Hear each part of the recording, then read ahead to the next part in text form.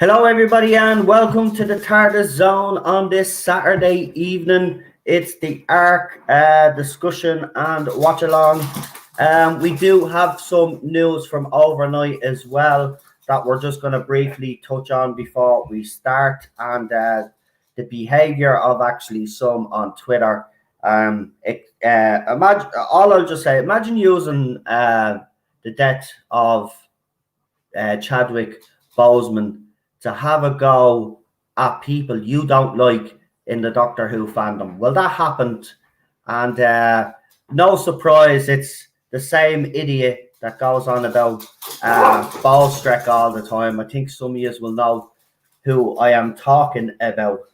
They have a YouTube channel as well where they do their propaganda videos defending this era and its ratings and all of that. I think some of you will know who I'm actually talking about. But it's an absolute disgrace that this person would use the death of Chadwick Boseman as an excuse or reason to go after fans.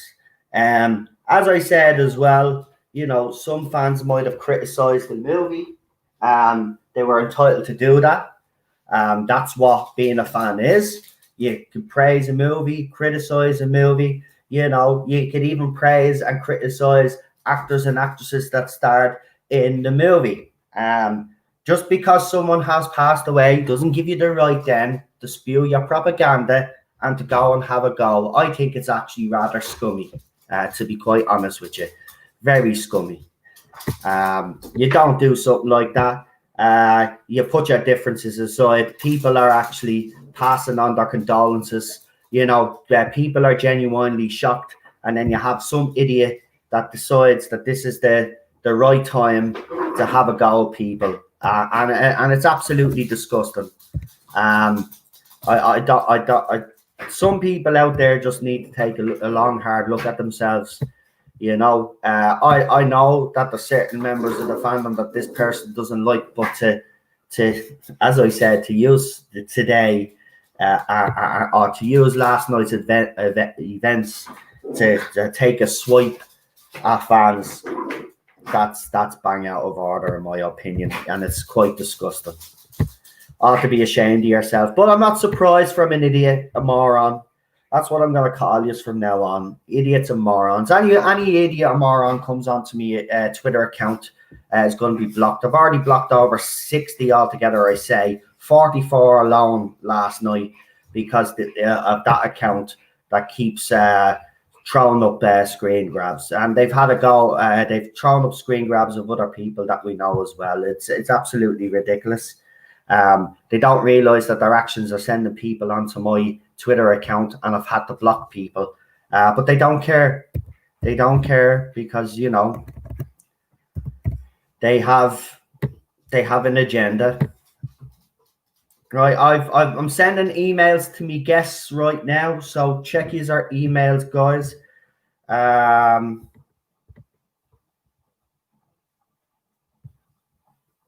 There's yeah. Right, and we've got to send him the link as well. Right, I better let him know. Link sent.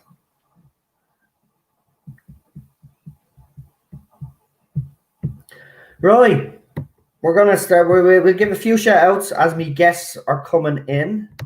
I won't take too long. I'm just gonna fly through them real quick because we do have a lot to talk about. We've got Stuart Charlotte here. We've got Darren. Rabbi is in the chat, but he's also here with me. We've got Problem Bing, who's about to join us now in a minute. We've got Darren. We've got Alpha Omega. We got Stuart, Pop Culture Avenger, Super John. By the way, can I just ask people, are they getting notifications for me videos? Because it seems lately that people are not, you know what I mean? Normally when I put a link up, there's already people in the chat. And what's happening now is like when I'm starting the stream, then people start coming into the chat. So I'm just wondering, are people getting notifications to me videos? If not, press that notification bell. And I think on your mobile phone, you can actually, there's something in the settings where you can change the settings so you'll always get the notification. Even if YouTube turn it off on YouTube, you'll get your notification. So, Super John, the email has been sent to you as well. Oh, you've got it. That's fantastic. Right, let's start bringing in our guests. I've already alerted Bowley that I've sent him the link. I'm not sure if he said he was joining us this week or not. I think he did say he was, but I'm not 100% sure. The lads might be able to tell me anyway. Right, let's bring on our guests. So we're gonna, where will we start? All right, we'll start with this fella first. Right, yeah. He's super. Nobody knows why. It must be the spinach cocktails that he has every morning when he wakes up. But it's Super John. Hello, Noel. How are you doing? Oh, I love your TARDIS, mate. I love it. Yeah. What I done was I took one of the toy TARDISes and I scanned it through my scanner and took a photograph of it. It's brilliant. I have to say, I love it. I absolutely love it. We got Matt Pop in the chat as well, and Chris and a Monster Fan, just because they've just popped in there. So I want to say hello to you guys.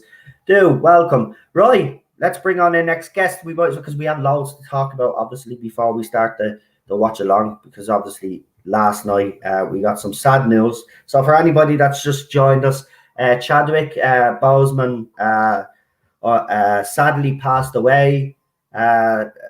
It was announced on his Twitter account and I suppose all the other social medias. 2020. I said it. 2020 kind of. I'm not being. A lot of people are saying this, but I agree.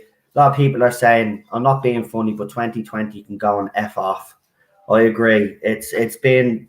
Look, there's one thing I said. We will never forget 2020.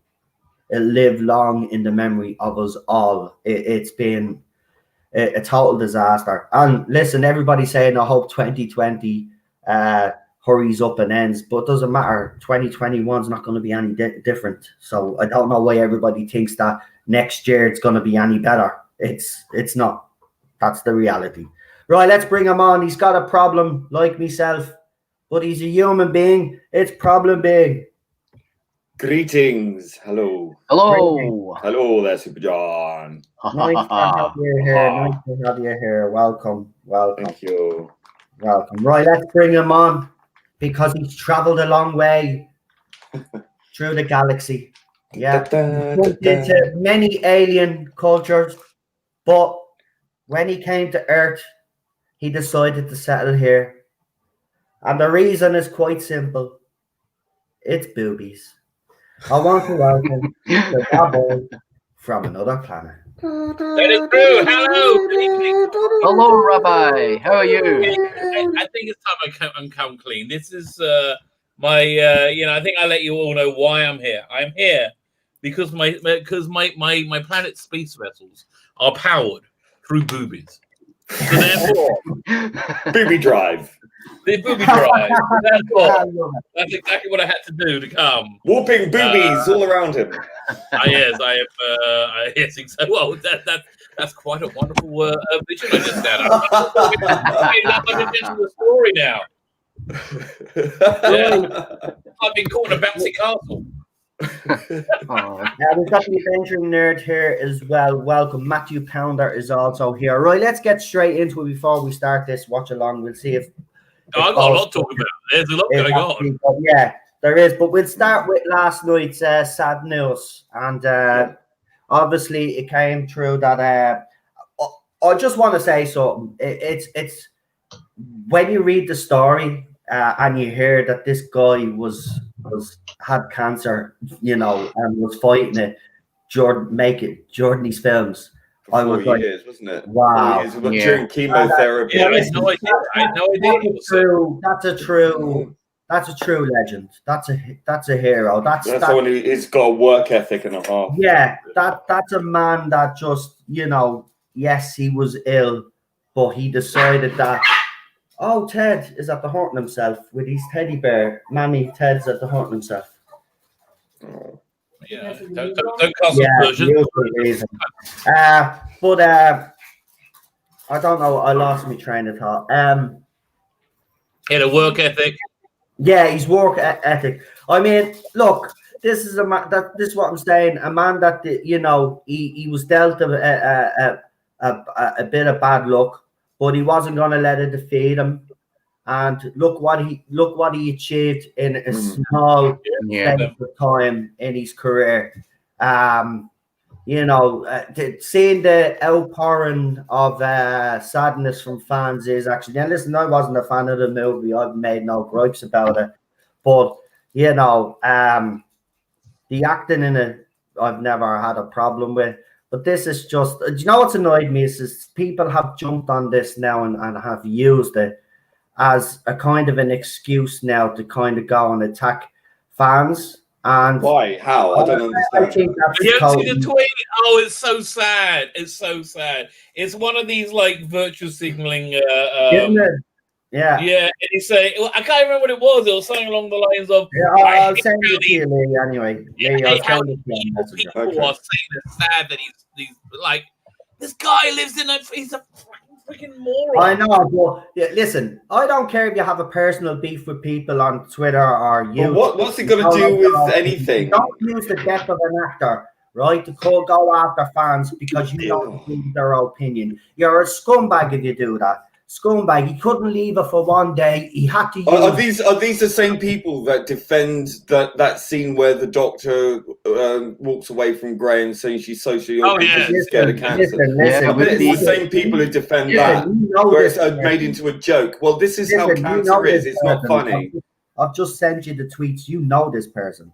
You've interacted with this person. And I call this person a good person because they were gonna. Oh no, not this person. Oh, that's a different person. Okay, this person. That's what I mean, Chris. You're right. Chadwick proved that everything he's accomplished, lunacy, his own effort and determination, and not by pandering to ideologues. I agree. It's 2020 can just feck off. Yeah. 2021 is not going to get any better, boys. I'm sorry. But I'm actually thinking that 2020 might just be that bit on the roller coaster when you're going up, going, oh boy, this is going to be bad. And 2021 is when it goes. Listen, it's irrelevant. Listen, if people don't like a movie or whatever, for whatever reason, or they have an issue with the racist diversity and inclusion policy, and for all the reasons I've gone into on a previous stream with you, Noel, using that, look, anyone who dies from cancer for any fucking reason, doesn't matter who they are, it's not a good thing, okay? Humanity, okay? Simple empathy. That's all we're talking about here. People don't need to fake respectful post-morning. What I mean, it's. Come on. Dehumanizing people as calling them alt-right. You're listen, mister. You know who you are. You are dehumanizing people. You are categorizing people as something that they're not because they have a critical faculty in their brain. Yeah. And what you're doing is you're just calling out people for being alt-right because they have an opinion I tell you, that you don't like. And then you're using this during a time where people are thinking about other loved ones who are suffering or dying. Everyone has been touched by cancer at some point. You think that you have some moral fucking authority to go around and calling people stupid fucking labels like a child, a petulant child. You don't even think about what people suffer in their everyday lives. Problem being, you've seen his profile picture. Disgraceful. He is a petulant child. Look at them. Look at him. Pathetic. Yeah, just don't mention his name. We don't want to give him. No, sod him. He doesn't deserve it. It's But I fine. tell you one thing, that for me, I know we know what he's like, right? Anyone who dies from cancer, it's a tragedy. Simple. Last night. Especially a young man like him. He's 2 years younger than me. Yeah. I mean, that's awful. Listen, I have to say, look, I'm not a fan of where the MCU is going now.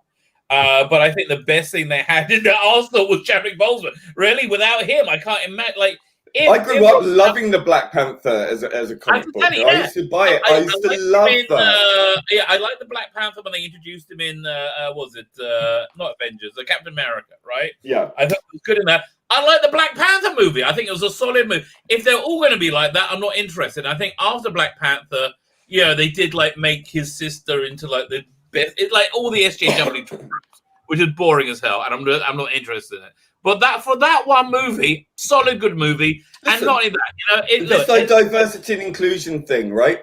They're not just after the white guys, okay? They're after black guys too, and when they're not putting them in dresses and making them effeminate or whatever. The thing but the thing I was after emasculation. Go on. Sorry, I was going to say about him, like he must have been sick for a number of years, right? Cancer doesn't come on quickly, so like I'm glad that he. It's tragic that that his life. He died so young. It really is absolutely tragic. My heart goes out to his family. I'm very, very happy for him that he not only got to see the Black Panther, whatever you want to say about it, was an extremely important movie for Black America. Wasn't it? They all, I mean, like I say, it was very, very beloved, and I think it was very important for them, for that community. And I'm glad, I'm really glad that he not only did he get to see it, he got to headline it. But without him, they forget it. I was out anyway. But like, I don't know if I can be like more. Would you agree with some fans now that have said that this role should not be recast and they should? Yeah, I do agree. Yeah. I don't know. The Black Panther is a great character. Look, maybe rest it for a bit, give it time. Listen, Christopher Reeves passed away. It's a matter of timing. Obviously, you don't want to recast this now. They don't need anybody else other than Captain Marvel. She got $1 billion in her movie. She's the bestest ever, and everybody loves her. Put all your eggs in that part, right? Listen, Marvel. Listen. Do that. This is some good can come out of this. Male cancer rates are skyrocketing. The funding for male cancer issues are not funded like they are for other types of cancer. That is a general fact, okay? It's underfunded. And if you are over 40 years old, you should go and get a colonoscopy as regularly as your doctor tells you. So if you are worried about these things, I know Rabbi's shaking his head. Listen, it can save your life. Yeah. And that's the most important thing. Unmolested. That's on the upside. Rabbi has a different take on it. Listen, I'm at the age where I should be going for a prostate exam. I'm like, no, that's not happening. They're like, but don't listen to Rabbi. I don't care how bite the bullet, bite a rag, bite a bone, whatever you need to do. Okay. This is what they got to do. Get it checked. If you listen, no, wait. If you've got blood in your stools. If you've got blood in your stools, let me finish. This is important. It's grand, Rabbi. Trust me, it's over in seconds. Okay, it's not grand. No, it's important. It's important. Listen, a lot of male cancers go undiagnosed because they're ashamed or scared. I'm both. I'm both ashamed and scared of somebody putting their fist on. But if you have my children. Without prompting, I wish I could. I don't have any home life. Without prompting, I could call them into the room and say, "What is your father's biggest fear?" And they will all tell you, "Being raped in prison." No, being raped. Listen. Look, my wife says I have to go for it. This is what she's got to do. She's got to tell me she's driving me to a Doctor Who convention. Yeah, and then like give me some treats to eat in the car on the way there, which she laces with some kind of Mickey Finn, and then I wake up 2 days later. That's fine. Other than that, I think But listen. If you've got blood in your stools, if you feel any particular pains or cramps in your stomachs and blood in your poo, go and see your doctor immediately. Okay. Don't leave it. That's probably good advice. Yeah. If you do find, yes, that's probably good advice. Yeah. Right. Some of you said that you had some other news to cover. Yeah, there is other news. So go ahead, Rabbi. The floor is yours. So I just read, and this is from the Sun, so it's not don't take it to the bank. But the uproar, the outrage at the Rule Britannia thing last night, the proms, has led to new legislation which had be decriminalized not paying your license fee within a month. A month. So we got that going on. An article on that yet last night. Yeah, it looks like it's getting closer. Yeah. So we got that going on. Plus, we got the head of BBC Studios that made $1.4 billion last year. Very, very good business mind, very savvy. Tim Davie is becoming the director on Monday, right? I think his job is to make the BBC into a commercial entity. They're going to have a lot of firings, a lot of defunding, and I think we're looking at a major regime change by the end of the year. Kick out common purpose. That will fix everything. I really think that's going to go down. But once that lot are gone. Once that lot are gone, you'll see the House of Cards collapse. Well, yeah, no, and I think I do because I think they're gonna.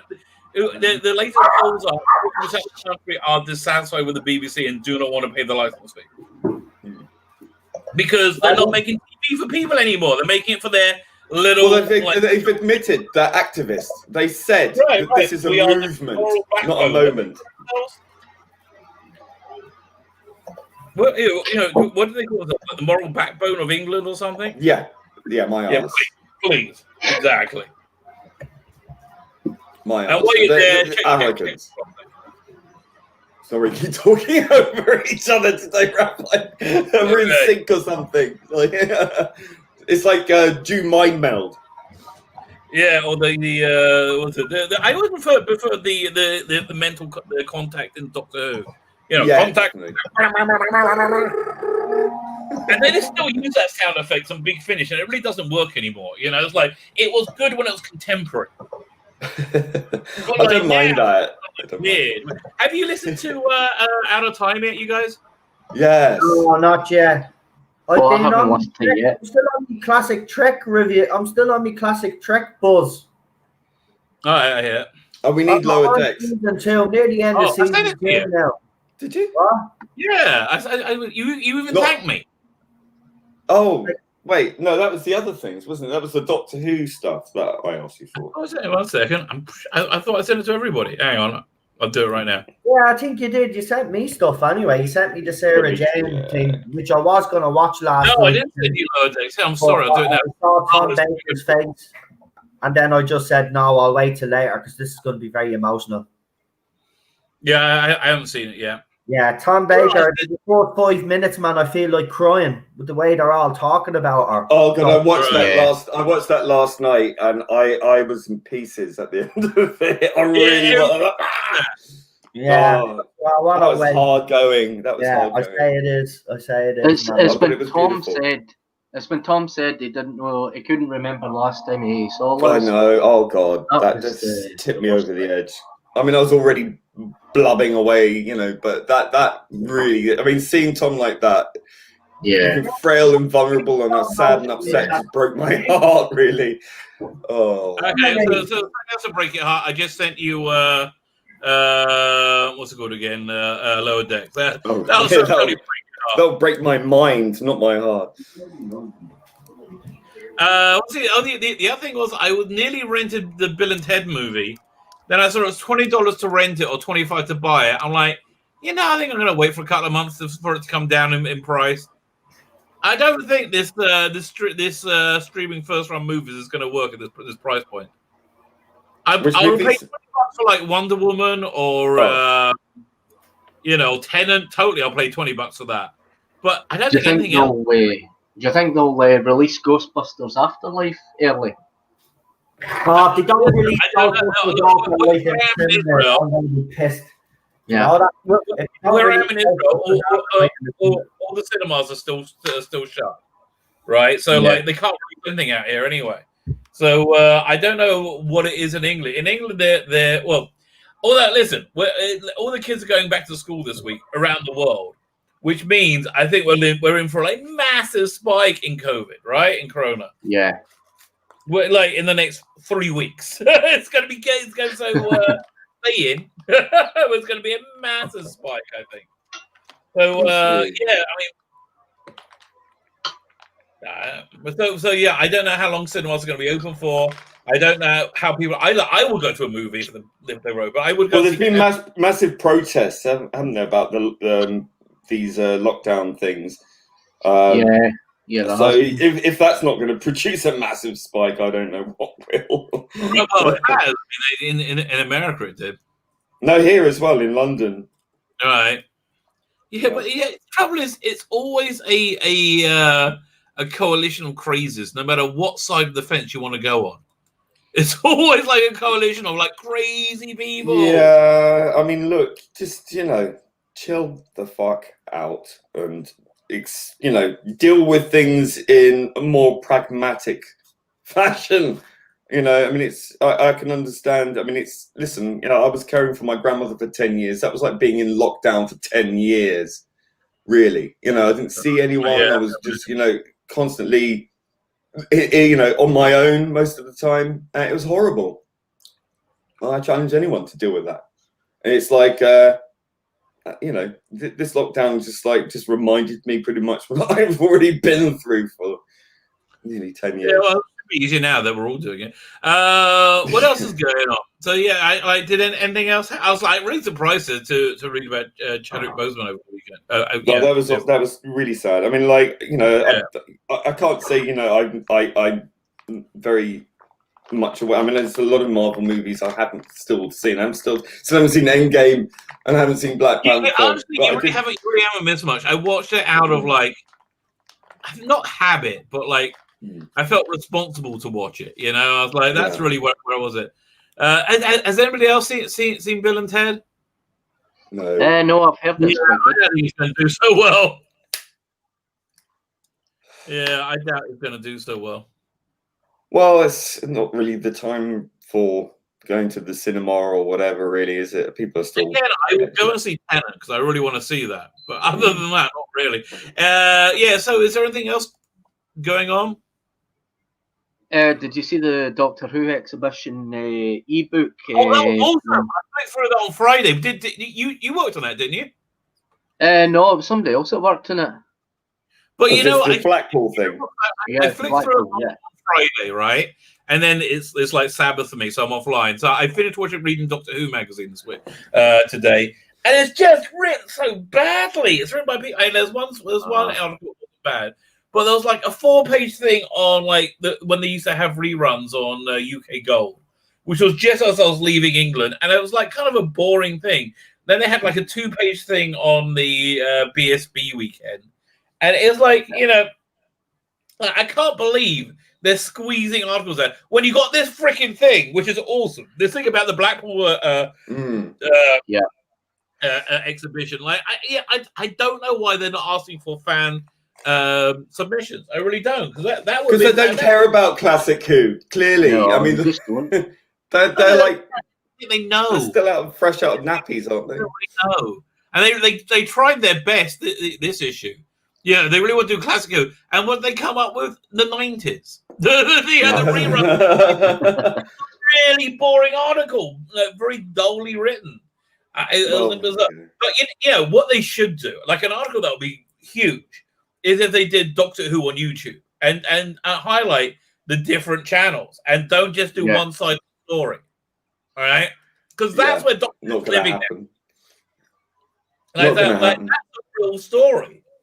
and interview Yeah, someone. but they're so busy burying their head in the sand. And they've got people like Ben Cook who just wants to, do what he does and get away with it. So these people are on board with people like that person we were talking about earlier. They tacitly agree, and it's so obvious. I mean, but they don't come out and publish. We totally stand by these people. But I mean, it's clear by the silence. It speaks volumes, really. That and was it SFX magazine? They are just such I really just get them to give me content now. Mm. And this is why they're suffering, because they've alienated over half the readership. They're screaming, "Oh no, it's COVID! The shop's been shut." Yeah, no, we're not buying it because it's trash. Your circulation was very, very low. In December. Nothing to do with it. It's just you alienated a bunch of people because you. It's a combination of just incompetence and laziness. It's just not very just get rid of activists. Get rid of activists and put people in who are responsible. Right. You're right. Right. It's what did they do? There was one headline where I was shouted at. I don't know. What was this headline? It's something about when satellite came out in England, like in the 90s. Where is it? I'm just looking up right now. I mean, we really, really need someone in that office who's probably somewhat a bit over 40. Just to add a voice in there. Right. No, I agree. The name of this article is "Smart to be Square." Should have been hip to be square. What's wrong with you, morons? Just annoyed. Just like the editorial is not very good there. Listen, I don't know if you have seen the attacks on Philip Morris actually the last couple of days over him. Apparently, people are making the accusation that he has kept one of the episodes of. That's such nonsense. Yeah, why would he even fair, right? We have been obviously messing with them because someone asked him, "What did you do with it?" And he says, "Well, I ate it because I was hungry." Right? Oh, I did see that. I saw that. Yeah. So, but these now so-called fans are coming after him and saying that he's actually withholding prove it an episode deliberately from the BBC. Prove it. That's exactly what I would say. Yeah, where's your evidence to back citation? Those losers. And you know who that's to, don't you? It's citation. I know, it's ridiculous. They just come up with these ridiculous accusations and they never have any evidence to back it up. Listen, Philip Morris, crazy maniacs. Philip Morris and others are responsible for us having. Exactly. Why would he hide an episode when all he's done is give us them? Oh. You wouldn't have them. It's so ridiculous. Yeah, it's just who cares? He's gone out of his way to find these stories. I'm not sure he's abroad. What the hell is wrong with these people? He's abroad now as we speak. And why would he keep Fury of the Deep, but not Fury of the Web of Fear #3, which is the episode without Troughton in it? Like, really? It makes absolutely no sense. Listen, they're only slinging mud at him because obviously he has decided that he's had enough of this other side and he's decided to wind them up, right? And because he's wound them up, they're now coming out and making these stupid accusations because they take themselves so fucking seriously all the time. They are so earnest. It's comical. All he's doing is throwing bait. Who joined us in the very first couple of weeks of these streams, guys, but because of camera difficulties and all, they haven't been able to come on. But I've just gotten a message off Gary Akers. I'm hoping to have Gary on with us again. It's been a while.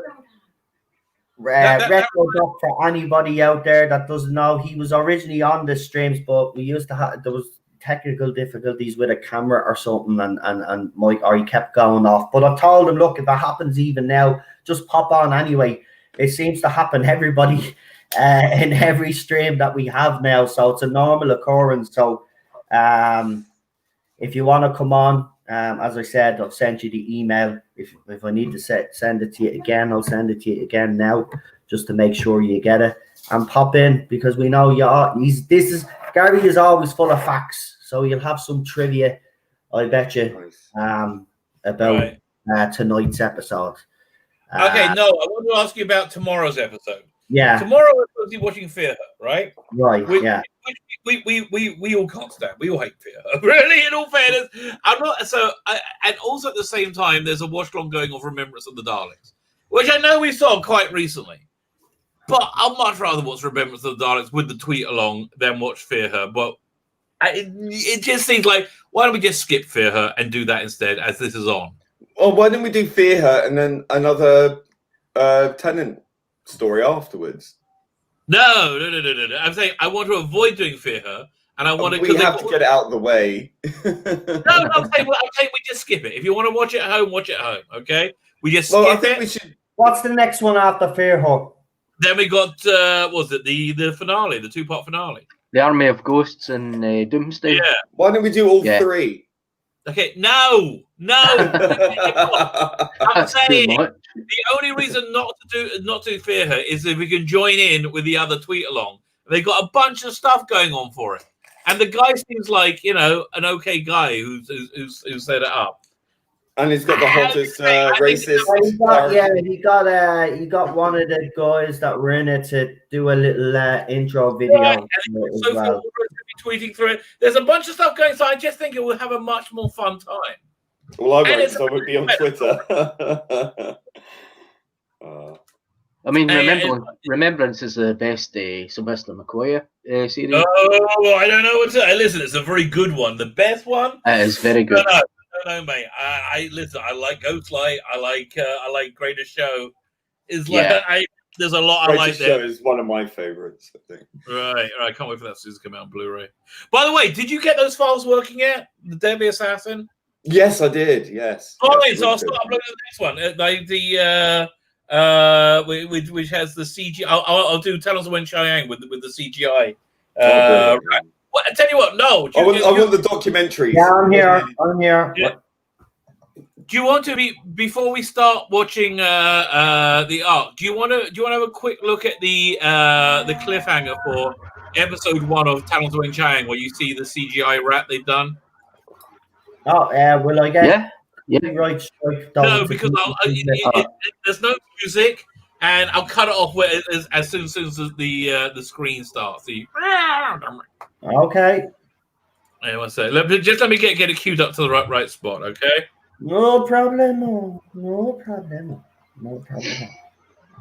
Gary will be joining us next week. He's just finished a 3-hour stream. Okay. So he said he'll join us next week. So stay safe, pal, and we'll talk to you next week. And thanks for getting in touch. We got Teddy Terrier's Tale. And Teddy's Terrier Tale says, fun fact, I like Fear Her. Yeah, Teddy's typing. So Teddy is typing on behalf of Cheryl, apparently. Yeah. Okay, good for you, Teddy. It's there when you want to... Oh, there it is. Okay, fine, I'll press play. 1 second.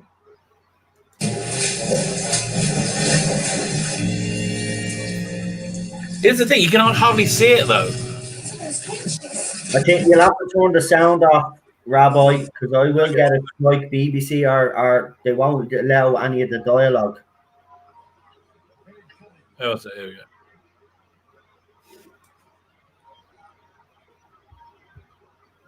go. Nice.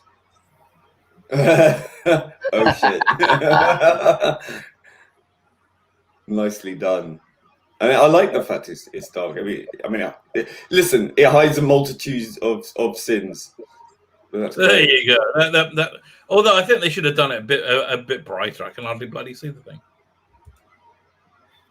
Oh, it's okay. But the original cliffhanger is the real rat in the model of the sewers, which didn't really work.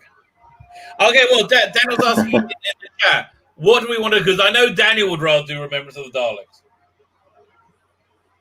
So no. What's your thoughts on it, mate?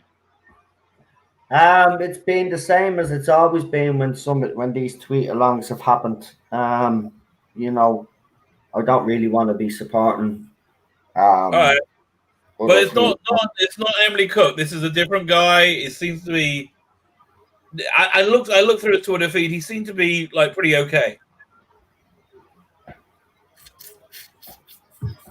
I think Sylvester McCoy's doing a tweet along. Do fair her because it's next episode. No problem. Right. No problem. Even though I don't like the episode myself, it's what we do every episode. I mean, we watched Love and Monsters, and some people didn't watch that. I think it's, you know, if we should stick to what we're doing. And in fairness, as you said yourself, we did Remembrance already, so to watch it again. We did it about 3 weeks ago. We did it really recently, and they're using the same hashtag. Are they? They're using your hashtag? Well, it's kind of like an obvious one, so yeah. But yeah, they use the same hashtag. Wow, that's yeah.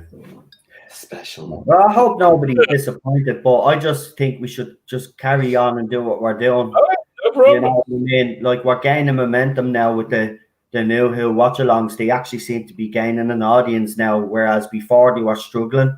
But they're actually people are actually genuinely invested now. So I think it wouldn't be fair on the people that are invested that have been on the channel. I think it's what you'll be breaking the continuity and. That you know, if you put it off another week as well, I mean, you could lose potential people. Yeah, sure. Next week, just skipping it. I just have to let you know though, next week there is going to be a slight little change. So Saturday I won't be streaming because it's Cheryl's birthday. So, happy birthday! Yeah. So the Classic Who watch along will be on Sunday instead, and the new Who watch along will be on Monday. So. Yeah, so that's what. Or if you still want to do it on Monday, the new Who one on Monday, then next Sunday we're doing the both episodes of the season finale. So you have a choice. You can push it back. You can push it forward one day, the two of them. So it'll be Sunday for Classic, New Who on Monday, or you can have the 2 episodes of New Who on the Sunday, next Sunday. Okay. Sounds better to me to put the 2 together. Right. Well, is everybody in agreement with that one? Whatever works.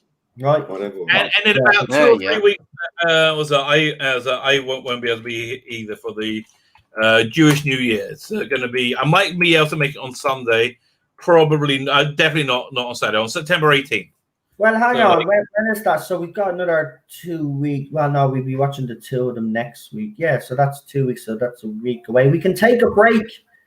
We can take the break now until everything is over with you, and then we can get into. Oh no! There's a whole bunch of Jewish holidays happening starting from about. So if we don't do that. All right. Fair enough. Right. Is there anything else that? You said there was loads to talk about, so is there anything else that needs to be No, I think that's it. I thought the fun in the BBC was a good thing. And I really think honestly the Land of Hope and Glory thing may have sunk the BBC. Yeah, good. And it said they opened up the proms with a black composer doing pieces about identity. So yeah. Fuck off. Yeah, honestly, just fuck off. Yeah, and I think that's where most of the country is now. They're like, I'm paying 150, 170 pounds a year for you to lecture to me. Now, how about this? How about I don't listen to you anymore? Yeah, yes. That way I pay 170 pounds and I don't have to listen to you. No one will go to the proms. I mean, that's the thing. It would just be an empty stage. Well, that's what they did this year when there was nobody paying to go for it. Because nobody will. What are you going to do? You're going to fill up the Albert Hall with a bunch of your blue-haired weirdos? There's not enough of them. There's with 15 Twitter accounts each. I just love the way it says blue-headed weirdos. The blue-headed. I used to be a blue-haired weirdo. They're all different multicolours. What was I like? Yeah.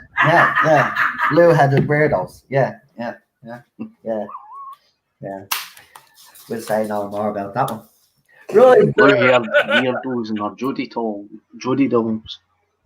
Right, let's see. I'm just going to check real quickly to see if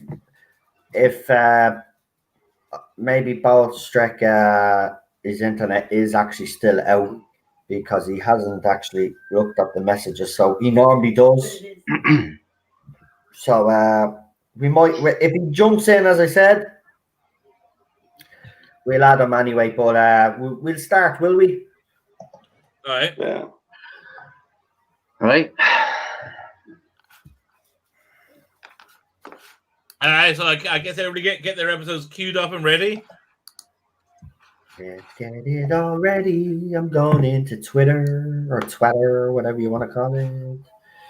Okay. Anything was that happen on YouTube over the last day or so? I haven't really paid attention, to be quite honest with you. So I haven't a clue, but I'm sure so. You know what's like. It's stuff, yeah. That made no sense. Why am I talking like Popeye? You're not with us, are you? You're in another universe. Where is this bloody episode? Oh, Jesus, where did I put it? I hate what BritBox has done now with Doctor Who. They've removed the link in the top left corner. Right. And not only that, they've left us with the menu where it's literally just a line of S1, S2, S3, S4, S1. Oh, So you don't know. You're trying to think from memory which season, which story is in. And it's just... I mean, remember when you could just click on the Doctor's face? If you need it, I sent you guys a link. Yeah, but you used to be able to just click on the Doctor's face and go, and you see all the pictures of all the stories. Not anymore. That's all gone. They've removed that. I complained, and they did what they always do. These people. Well, we're changing something round, and we can't change it back. And no. Thank you. Yeah, I can't change it back thing. Yes, bollocks. It's like, no, you're just choosing not to. And that's bad customer service. I'm sorry. You sent us the episode, the story. Again, I'll send it right now. Okay, I don't know where it's gone. Do you know what? This has been happening lately, actually, though. You've been sending me stuff, and other people have been sending me stuff, and 1 minute it's there, and the next minute it disappears, and then it comes back again. And on my Twitter account is actually acting strange as well. It keeps telling me that I have a message in my private messages, because it keeps notifying me. But every time I go in, there's no message. There's a glitch or something, or maybe I'm being spied on. Could be. Yeah. What do you want me to send to you? Via Twitter? Yeah, Twitter is better. Yeah, please. Yeah. Let's see if they come. There we go. Doink. Does anybody in the chat need a link? We got Steven Seagal beats up Alex Kurtzman. I don't have the episodes. Oh, in fact, Steven Seagal, who beat up Alex Kurtzman, is here. Hello. That's what I did. Legend. I know, it's brilliant. We got Dr. Dave here as well. Welcome, Daniel. Dr. You're Dave. the real. We got Leland. Leland has popped in as well. We got Matthew. And Chris Persia, the head moderator and the head man on this channel. Welcome. Wrench of wrenches. Welcome. And yeah, there he is. He says Popeye's chicken. Yeah.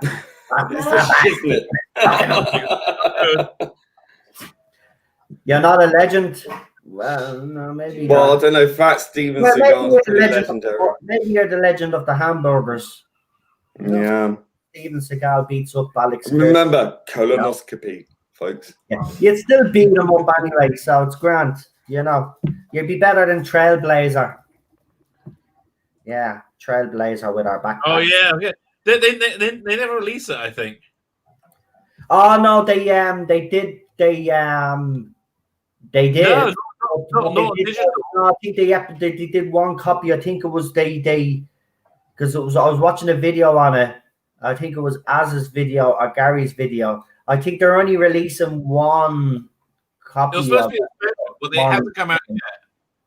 What the hell is all of this? This doesn't happen. What? What's Oh. going on? Oh no, I'm good. I'm good there for a minute. I was like, what the hell? That doesn't happen. Right. I'm ready to go anyway. Baby, roll, go. You got the link, Rabbi?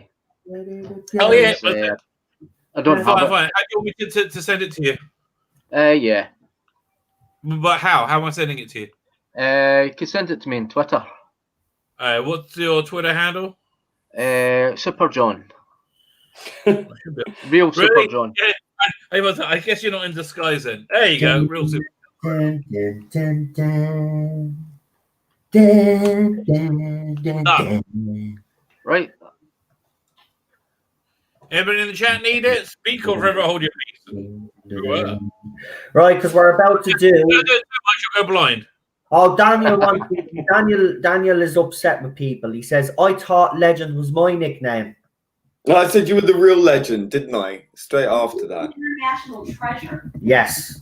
Yeah, you're more than a legend, mate. Yeah. An international treasure that must be International treasure. There you go.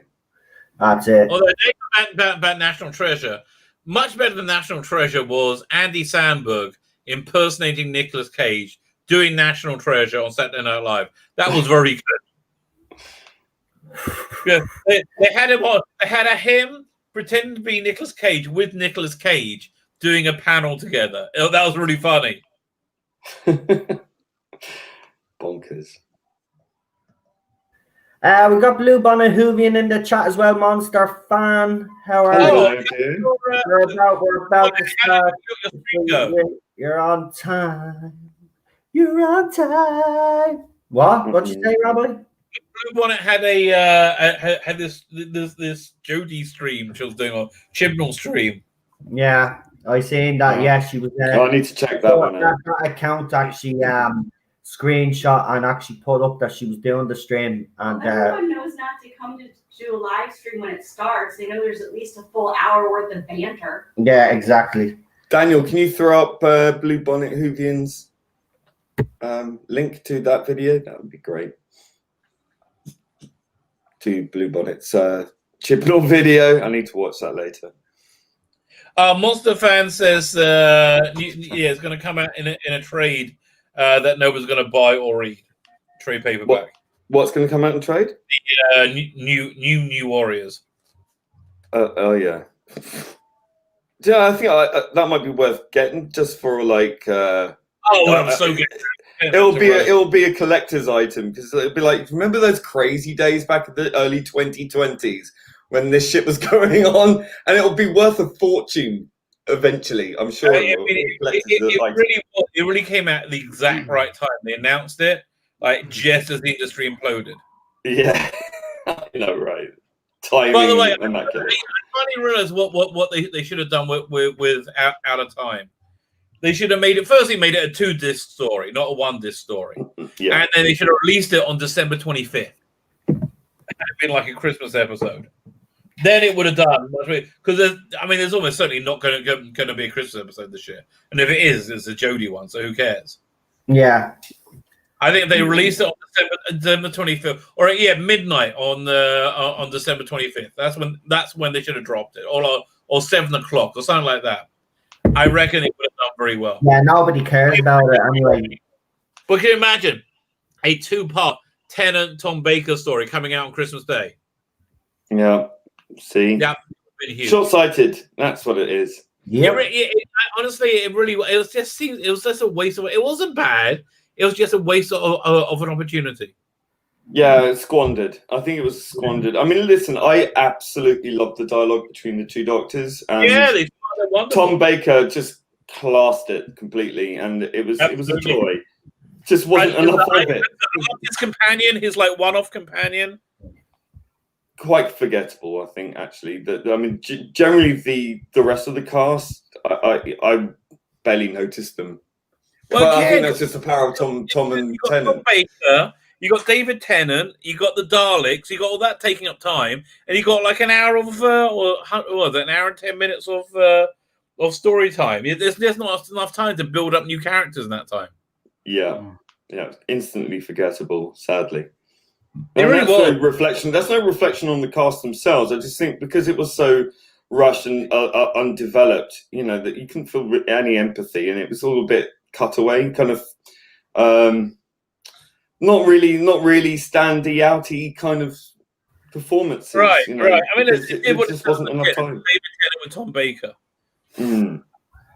That's all we were really interested in, anyway. So exactly. And I think that's all they were really interested in as well. Yeah, I think they in their rush to be all fanboy about it, I think they kind of forgot the rest of what they were supposed to do. Was it monetize? I think is where they were. They're like, yeah, we can make some money on this one. And look, the interest in Doctor Who is hitting like the lowest it's been in a long time. I mean, they could have put a Neighbours script or something in there, and it would have sold anyway. So right. Oh, how did I end up on the top? What happened there? I just moved around. Oh, don't know. I'm down in the bottom. I know. I don't know. Well, you know, I'm last suddenly. Yeah. See, Rabbi is my co-host. See, the new thing with StreamYard is that you can actually move people around. So I've moved. I've been relegated. Rabbi up. I see how this works. No, that's fine. No, elitism is fine. It's alive and well. Yes, Lee. You said that you're last here. Look. I'll just move you. Are you that sad that you're last? There you go. There you go. You just realized that was an option. Yeah, so I'm just messing around with. I'm just playing. I know you put Super John last. Well, that's great, isn't it? Like, you know, Super John knows where he stands with me. Right, guys.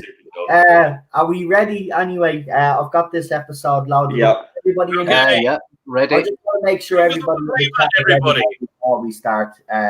If you have the episode, let me know.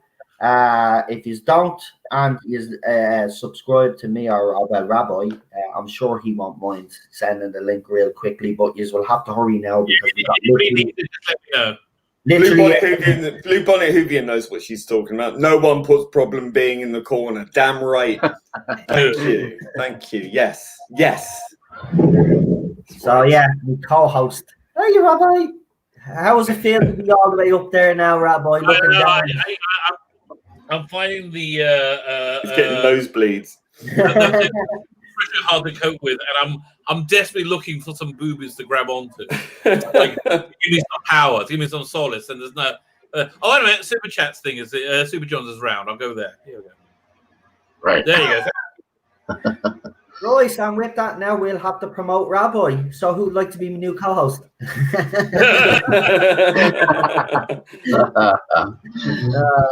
Right. Okay, let's get it on, as they say. Let's get demonetized in seconds. Invite Rabbi. Yeah, and we'll let's get it on. Get on, baby. Hey, I'm ready for the camera. Do us a favor. Puts you in the corner. Damn right, on the panel, don't forget to like, share as well, and hit that notification bell as well on everybody's channel to make sure that you're notified of new videos and streams, which Rabbi lately has been throwing out so much amazing content. You have to check it out. And if you haven't checked out the film vault that we do, you should check it out because you know, they're fast becoming my favorite streams to be on. I look forward to that one every week. Yeah, because you know, it's great to hear because we do. The panel is always split on the movies. Not all of us always. I think we only had 2 movies where we've all overwhelmingly agreed on the same things. But last week's movie and High Rise were the 2 movies.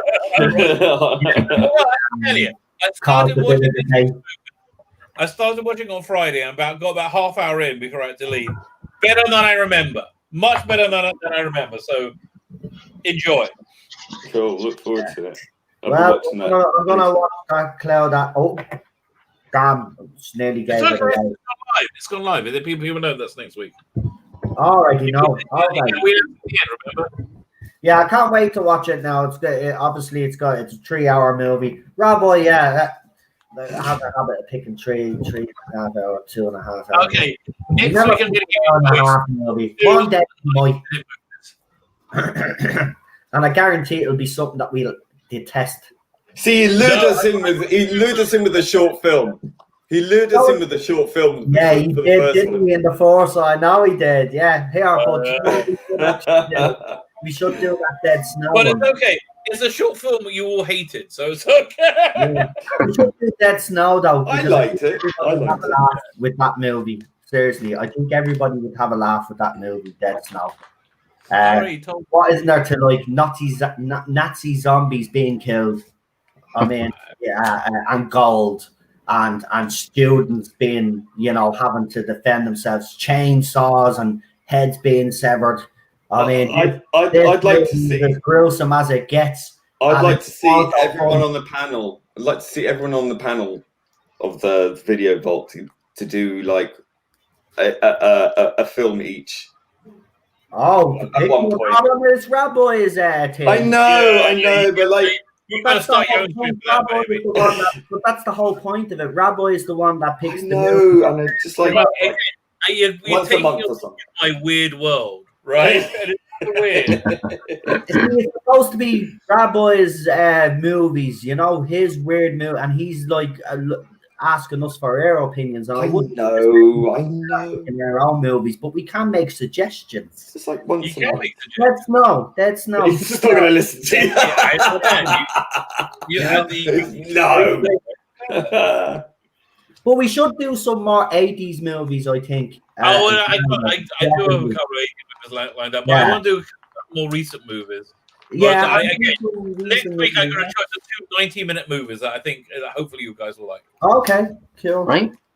Roy, let's get it on, will we? We spoke for about an hour now, so we're gonna, as I said last week, actually, for people that come onto these streams, we always speak for about an hour before we do the actual watch along. So if you're only here for the watch along, remember to go an hour into the stream and then pop into us if you don't want to hear us waffle on about the other stuff that goes on. I just thought I'd let you know that we start an hour into the stream. But welcome everybody. Nice to see so many faces in the chat, some old faces as well. Nice to see you all. And we're about to watch the Ark now, episode 1, and Raboy is about to do his countdown. And I hope you enjoy it. And we'll have some comments now. Sometimes, just to let you know if anybody's new, sometimes there might be a bit of silence, but that's not a bad thing. That means that we're fully invested in what we're watching, and it means it's obviously good, because if we weren't fully invested, obviously if we were yapping all the time, it means what's going on. Exactly. Yeah. So, but if any of you have any fun facts or anything like that about this story, as I said, throw them up in the comment section and I'll throw them up on the screen while we're watching. I'm just have to get a message off Ballstreck that I don't think he can make this week, so that's fine. He'll be definitely here for next week. He's still moving, so I understand he's got stuff to do. So we're gonna miss we're gonna miss him this week. So yeah. Roy Raboy, let's do it. Let's get it on, as we say. Here we go. Fingers on play with everybody. 5, 4, 3, 2, 1. Press play now.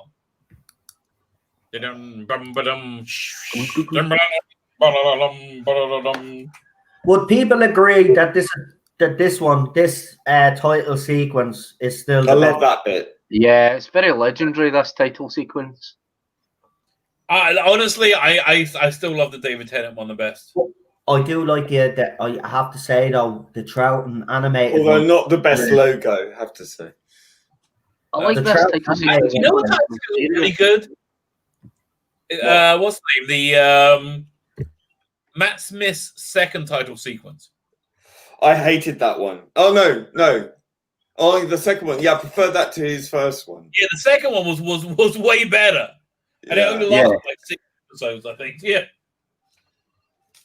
Okay, we have a scary bird and a reptile. Scary bird and a man in a rubber suit. Man in a rubber suit. Yeah, the monoid. The monoid. With his eye in his mouth.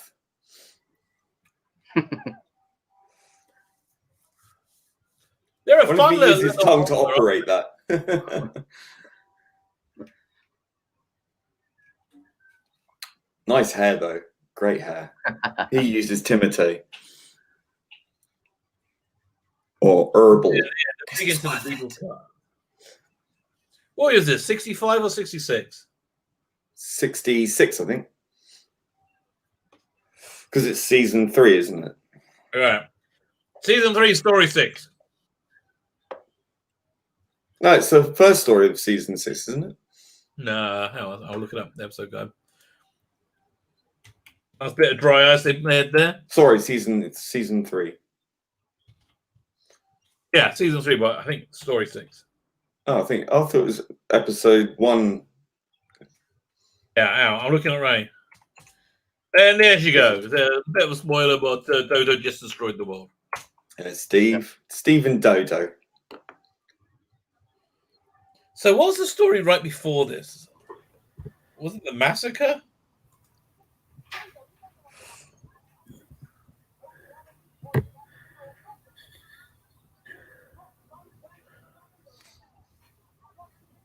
Yeah, the intro was made by pointing a camera at its own monitor. Yeah, and they're using, I think, a candle, wasn't it? No, it was a torch. Is it? It was a torch. I thought it was a candle. I've got a book here. It's like a flickering flame, isn't it? Alpha Omega, we're watching the Ark. The Ark.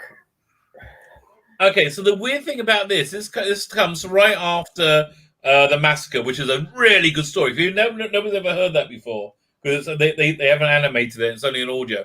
It's a really fantastic story, and she plays another character in this. She plays I think was a French character, like somebody who's basically killed in the massacre, and then she turns up as her great granddaughter or something. Which has got a thick like North accent or something, which for like one scene when she was in, and then they dropped it. Like with no explanation whatsoever. Bizarre. And I believe the TARDIS prop had collapsed in the set of the massacre, and they tried to put this other side of the police box, and they put a kind of fake police box side up. They had many TARDIS props because it was always getting bashed about. Yeah.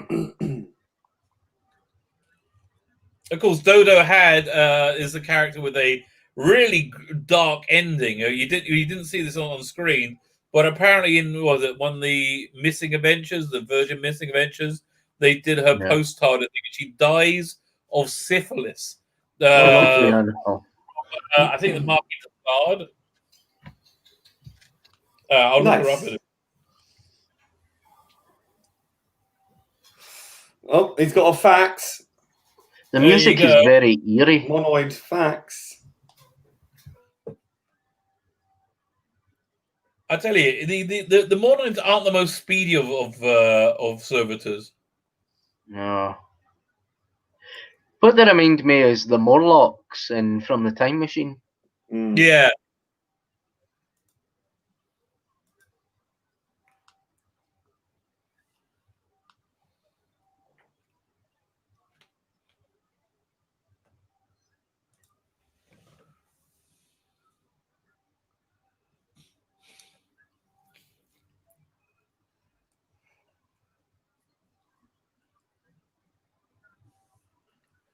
Miniaturization. What's he done? I can't remember. I didn't hear it. I can't remember. No, I don't remember.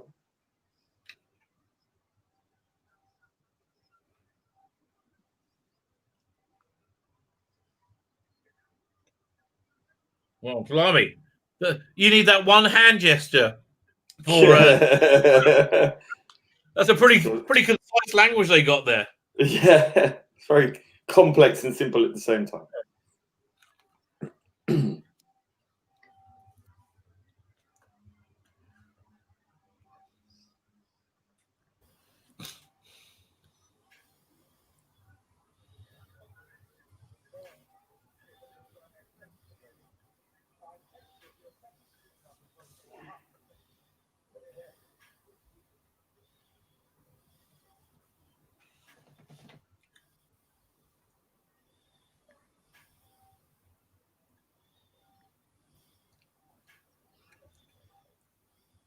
So it's about being miniaturized, right? There he Yeah. goes. Well, what did he do? What was his crime? Actually, He was a man.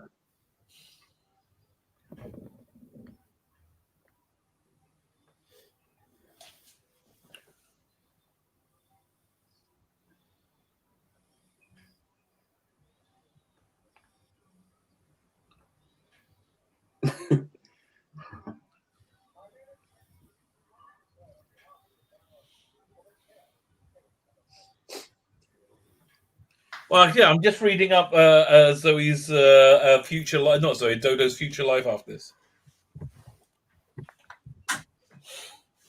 Oh, Boy, he was just in the Blue Peter set. Yeah. He's doing his shit. And then feeding the floor.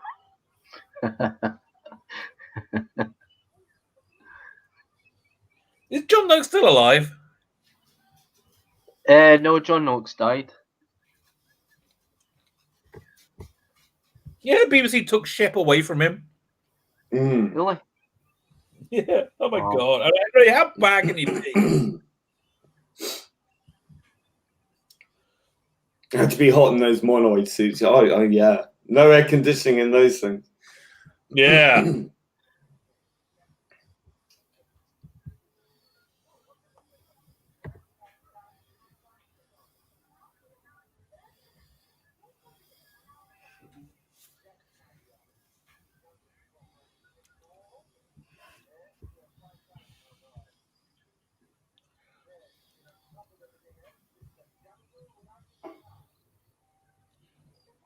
This is actually quite similar to that last Capaldi story, right? When we're on that massive ship.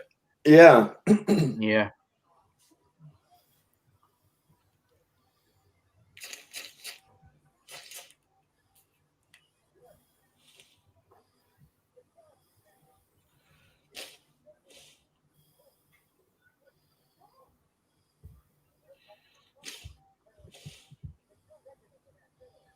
Kenny, look, we're all silent. We're all sucked into this, aren't we? Yeah.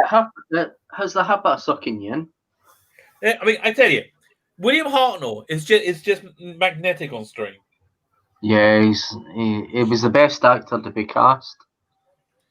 Oh, that's a bold statement. Yeah, well, he was, because Verita Lambert had made the right decision to cast him. Oh yeah, that's for sure. Hay fever in space.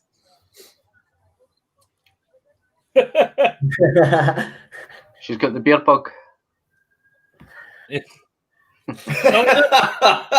grand. The stream is being limited already. What a surprise.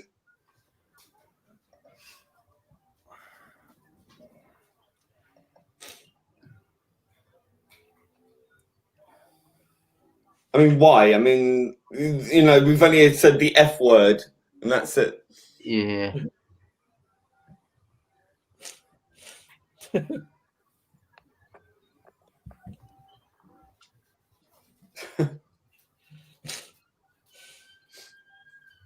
He was out of work for a long time after he left the show, Peter Purvis. Really? Yeah. In fact, he was out of work until he got Blue Peter. Well, that's quite common with Doctor Who, though, isn't it? Back then. Yeah. Apparently, what's her name? Daisy Ridley has had trouble getting work since Star Wars. Oh, it's not really surprising, given what. Yeah. I'll tell you, if the regime changes in the BBC, that'll change the regime of the entire entertainment industry in England. Jodie Whittaker's not working again. At that point.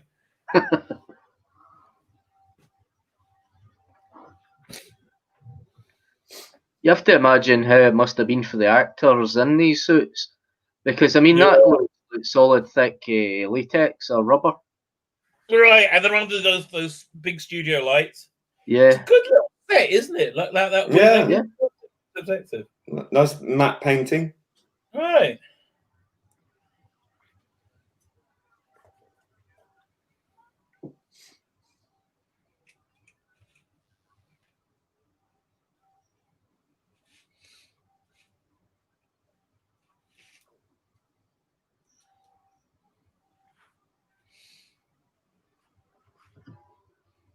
I thought the 60s were better with the effects than the visual effects in the 70s.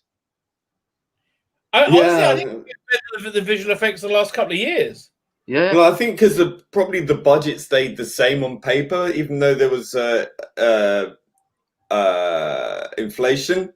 Yeah. That's probably what it was. So, you know, a pound would go a lot further in the 60s than in the 70s.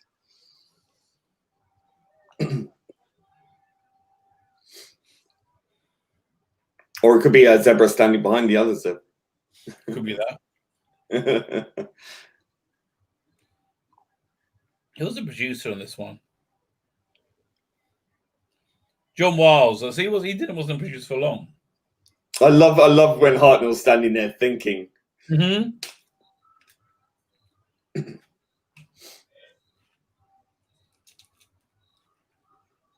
Well, Hartnell knew how to kind of hold. Keon says the Ark is the first Who story where a female writer was credited. Not quite as backwards in those days as some people think. There you go. Oh yeah, Leslie Scott. I'm looking at it right now, the Wikipedia. I can hear somebody's audio, I think. Is that mine? Probably. Probably. No evidence. Yeah, probably.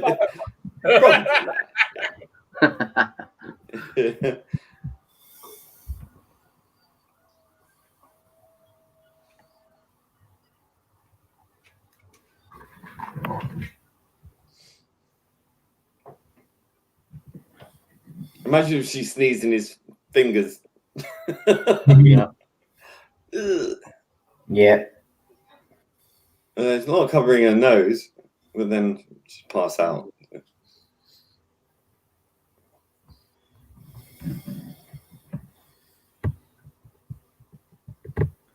Well, I do like these stories when they just land somewhere and get out and walk around. Yeah, exactly. Yeah. I think his "be quiet" was louder than her sneeze, to be fair. Yeah, listen, it's not noise you got to worry about. It's a pandemic you're bringing. Yeah, exactly. She's got allergies. She's got very on point, isn't it? No, it's not allergies. She's got cold, and she. Have you seen this? Yeah, and it passes a virus. Yeah, the pandemic story. I just realised.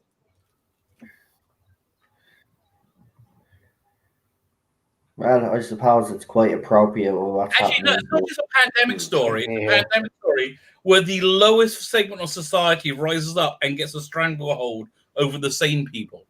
Yeah. It's 2020, yo.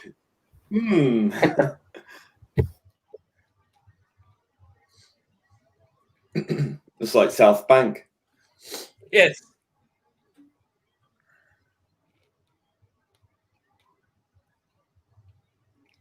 Hello. Children.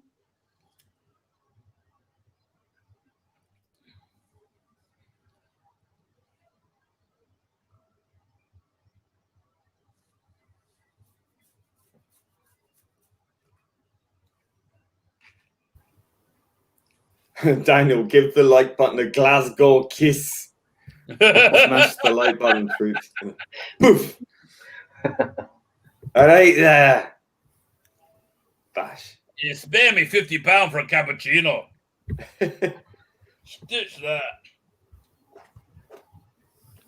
It just reminds me of that Billy Connolly skit where he was talking about this guy that he's in the pub and there's this guy people keep calling Spider-Man. It's like, oh yeah, there's Spider-Man. Hey, there's Spider-Man over there. Hey, there's Spider-Man. Hey, Spider-Man, you want a drink? Hey, give Spider-Man a drink. And why do you call him Spider-Man? Wait till the closing time, and then you'll see why we call him Spider-Man. And at the end of the night, the bell goes. Then we're leaving the place, and fair enough, there's a guy crawling along the wall, going.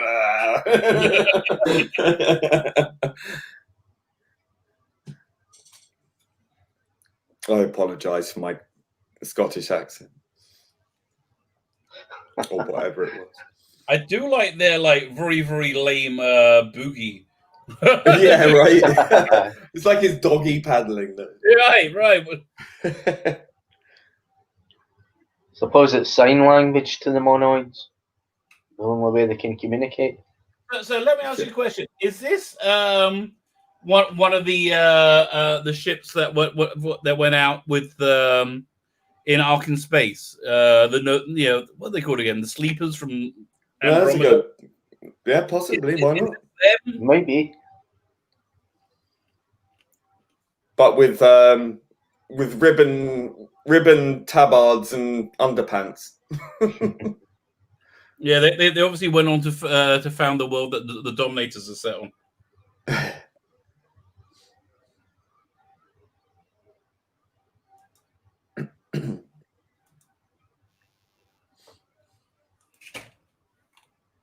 You're about to be reminded.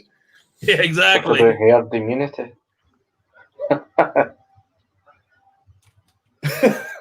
Come on, Vogue. Let your body move.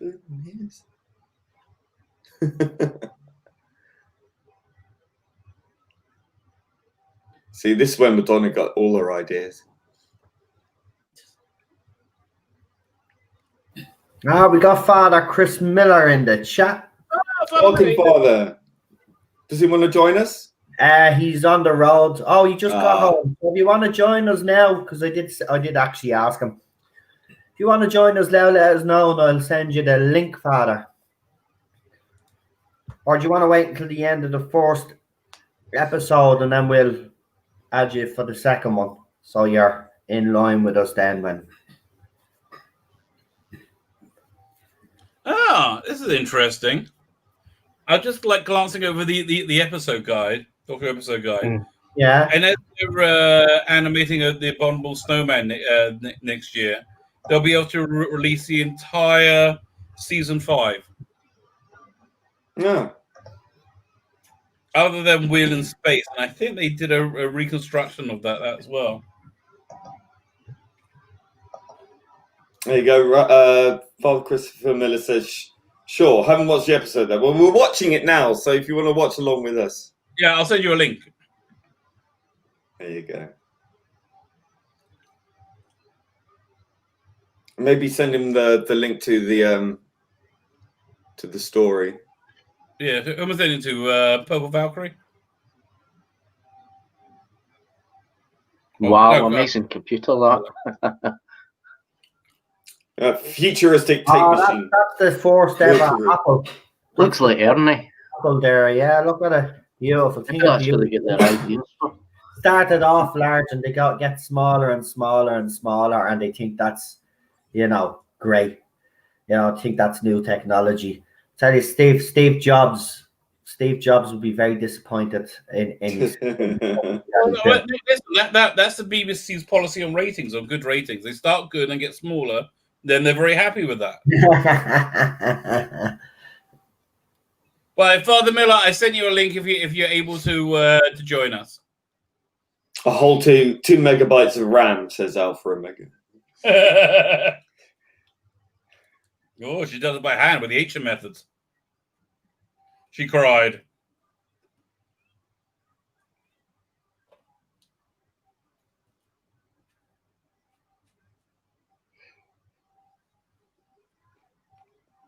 Thank you, Lee Anthony Davis.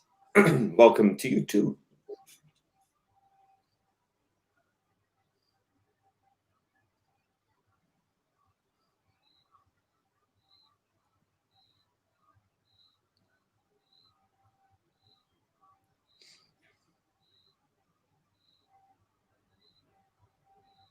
So the Moronites are refugees from their their dying world, right? Or that's what they say. Well, I'm glad they got this slow-moving thing in to bring this very, very urgent and medical case.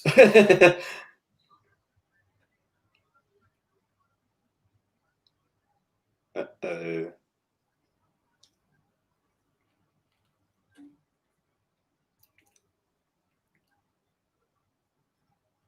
Oh dear.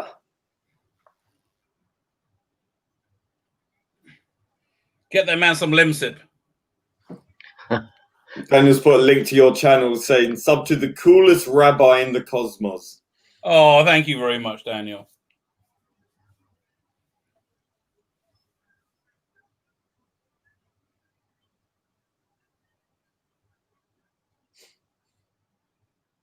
It's nothing to worry about. They're just all gonna die.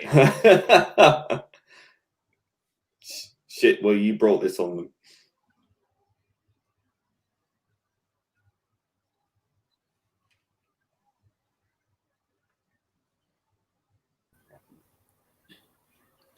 It's a fast-moving cold virus. Hell yeah. So we need a cure. It's a really interesting idea for the story, isn't it? Yeah. Sliders did one kind of similar. Not that someone brought a disease, but they didn't have the cure for the common cold. What was that? It's the one where Arturo invents penicillin. Right, that's like the second or third episode, right? Yeah. They invented penicillin. Yeah, the event penicillin because everybody's sick on the planet. Yeah, it's actually a very good story. Actually, the first couple of seasons are very good, and then it kind of loses the plot when the main stars kind of live. It went to crap, unfortunately. Well, also the Sliders' existence meant there was a reason they never made a series out of the Paul McGann Doctor Who, because they said, well, it's too similar. It was basically between Sliders and Doctor Who, and they made Sliders. Yeah, I think they're doing a Sliders watch along as well, and for ages. Might be doing a couple of ones with Cheryl at some stage as well, with movies and stuff. We're just thinking about it. So yeah, because as I said, until Doctor Who gets back to some sort of normality, we're going to be doing other stuff. Doctor Who's not getting back to normality for years. So we've got plenty of stuff, and look, there's new shows coming out that I'm actually looking forward to anyway. So it's not all gloom. Yeah, look, there's a show coming out next week, which I'll share with you guys. It's going to be on HBO Max. It's called Raised by Wolves. It looks freaking awesome. Oh yeah, that actually, even the name sounds. Yeah, it's like cool sci-fi by Ridley Scott. Check out the trailer. The trailer looks fantastic. Yeah, Alpha Omega says Alternative Quinn was Patient Zero. Yeah, right. I remember. It was a very good story. That was a very good story. I love Sliders. I was fascinated. Obviously, I was a kid when that was out. That show really fascinated me. The idea that a college kid, that's what he was, that could travel through to the parallel universe is just. It lit up my imagination. I love shows like that. My favorite shows, in fairness, are all time traveling shows. I don't know what I just have this big fascination with time travel. Quantum Leap, I used to love that. Quantum Leap. Well, in answer to Alpha Omega, we're pausing for a few minutes before we go to the next one. We normally have a little bit, but it depends where the chat takes us. Yeah, I love the Russian America from the pilot episode of Sliders. Yeah, where they're being interrogated. Said, "Come, I will fight for you." It's like the lawyer from the from his dimension. Yeah, and you know what? As well, there's another great episode as well where they go to a parallel universe where you can win the lottery. Right, you can go up and take the money out. Right. But if you take the money out, you have to sacrifice you spend all the money, and as soon as you spend all your money, you basically have to go to your death. Like there's some good stories in there. And I remember the episode because it was a big one where he finally got home, but he didn't realize that your man, his mother, had got your man to fix his gate. So he thought he was because it was always this squeaky gate, wasn't it? It was right. And it was a bad guy who fixed it, wasn't it? What? Wasn't it a bad guy who fixed it? No, he wasn't a bad guy yet, but he was a caretaker or something. But he did fix it, and then he actually got home. And when he moved the gate, he thought he wasn't home, and he slid again, and he was actually home. Yeah, that was sad. And a plot thread that they dropped, which I thought was really cool, was he had like the rival scientist kid who was going to follow him through dimensions. Remember at the end of the first thing with the guy with the hair? Yeah. And he looks at the planet and said, "Oh, this is radical." We have to do sliders, actually. It's a very good one. Yeah. I do like sliders. That's the dimension that we know people to go to. You get people complaining about that one, though. Classic Lost in Space. But I like Classic Lost in Space. Well, it was fun. It went a bit hammy, yeah. But I didn't like the hamminess when I started going hammy. When it was a little bit more. I preferred it in black and white, which is unusual for me. And then when I went to colour, because then a couple of seasons in, I went to colour. Then they showed the black and white here, and then we got the colour version. So it was a bit weird, yeah. Right, are we ready for the second episode? Yes. Is Father joining us? I don't know. I sent him the link. I haven't a clue. Father Miller, are you going to join us for the second part, or will we just continue? Let us know. We'll wait for you to write in there. Yay or nay? It's yay. I kind of like the 98 Lost in Space movie. I'll join, but I'll be doing the commentary. Yeah. Come on. I haven't seen that yet. Oh, it's not bad. I mean, listen, it's exactly like the TV show. It's just like updated. Right, we'll bring him on. He's going to be doing something in the background, but we'll bring him on anyway. You've sent him the episode and all, yeah? I have indeed. Right, it's the second one that we're on, Father. So if you just want to get it ready in the background, and we'll give you a couple of seconds. I've sent you the link now as well, by email. Yeah, young Lacey Chambert. How you say the name? Yeah, but it was also had what's the name? Heather Graham as Judy, and I like Matt LeBlanc was pretty good as a pilot. I know John Hurt was William Hurt was great as well. I have to be honest, that Lost in Space movie was hyped up so bad. It was hyped up so much that when it was released, it was a disappointment. If you actually watch it, it's not actually a bad It's not actually a bad movie. It's not. I think it's one of those movies that's unfairly criticized. Yes, it had its problems, but the story was actually quite good. It had like all your classic Lost in Space things. They're on a planet with a weird orbit. They were on a spaceship, a derelict spaceship.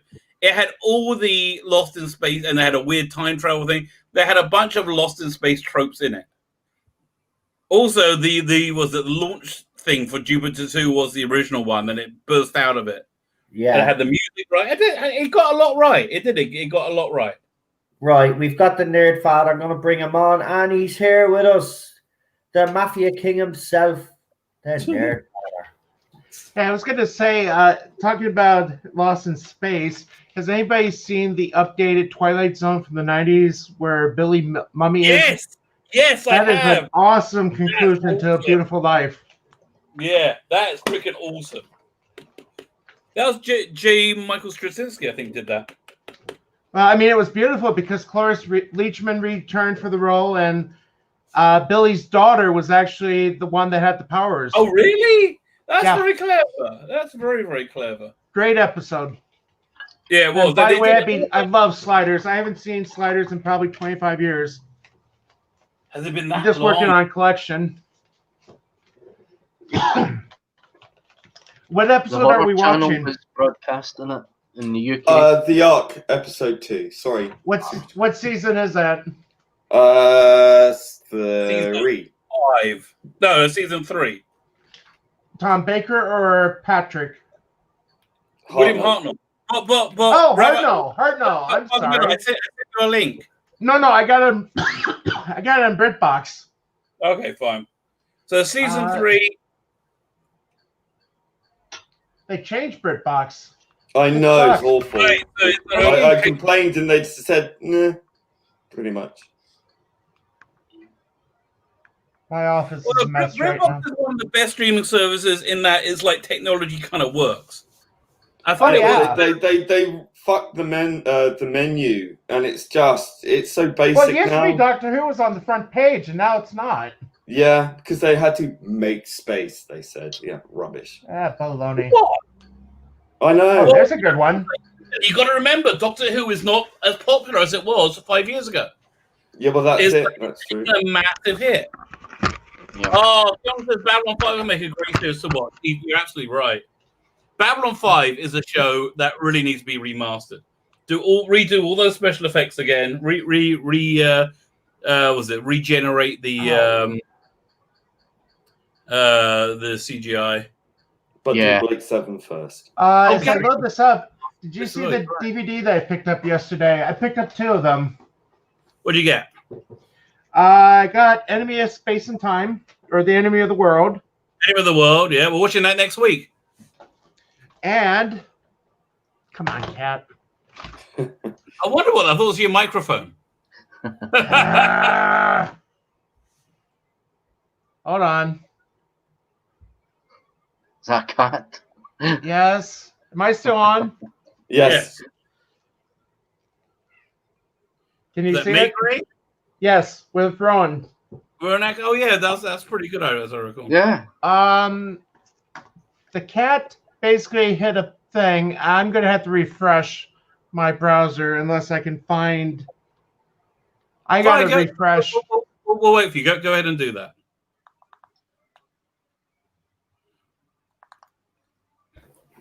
I'm gonna go back to the episode guide. I want to see when does Dodo leave? Here he is. The cat has not seen me in a few days, so she is trying to get my attention. And they changed this. I hate this. Yeah, it's annoying. I as I said, I complained, and that's what they said. They were making space, and well, no, I mean they can't change it back because they haven't got the. They can't do it for whatever bullshit reason. Well, I tell you what. While we're waiting to get everything lined up, let me read you what like the history of Dodo after she left the TARDIS. Dodo's life after she left the Doctor was not dealt with in the program. The spin-off novel "Who Killed Kennedy" by David Bishop reveals that Dodo suffered a nervous breakdown and was unable to remember her adventures with the Doctor, drifting in and out of psychiatric institutions, becoming involved with the journalist who was investigating the truth behind UNIT. Dodo is murdered by a pawn of the Master. Her funeral is attended by her lover, James Stevens, and an unidentified man who, based on the limited description provided, may be either the second or the seventh Doctor. However, the 20th anniversary version of the novel, in the 20th anniversary version of the novel, a new timeline is created where the assassin is stopped by her lover when he travels back in time from the future after the intervention by the Doctor, implied to be the 12th incarnation by James Stevens. 12th incarnation. James Stevens passed away in 2015 by the time Dodo was also deceased. However, the canonicity, how we pronounce it, of the novel is in relation to the television show is open to question. Oh, that's depressing. I just threw a comment in the background chat. I can't get it on BritBox, but that's okay. Why don't you guys just go ahead? I'll throw some commentary on issues that are being discussed. Okay. Because I'm working on the collection still, and I got to print the bulletin. It's not in the BritBox in America. The problem is, It used to be that they would show the episode. Now it's just 1 through 30. It's season. I know. It's season 3. So can you click on season 3? It Okay, should be let the me first click on episodes season that show up. 3. It's got to be the first story. Oh, okay, so the Ark, is it the Plague? Yeah. Probably. Okay, I got it. Yeah, the Plague is the second episode. Bang on. You're right, the exactly Okay. right spot. Okay, are we ready? Yes. Yep. Okay, fine. Let's do a countdown. Everybody, put your fingers on the play button. Right. Oh, wait for it. Wait for it. You're too excited. Who's dingly dongly dingly? Right. Hey, was that you? No. That was No. my... Right, because we can't have the noise in the background. Fine, I'll do the countdown. 5, 4, 3, 2, 1. Press play now. There we go. Diddly dum. Donkey dong, dongy dong, dongy dong, dongy dong, dongy dong, duggity dong, duggity dong, duggity dong, ding dong, dong, dong, dong, dong, dong. Ooh wee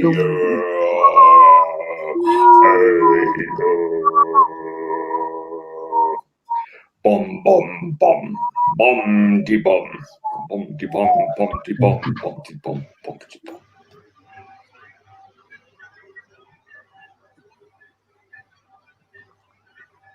Crime!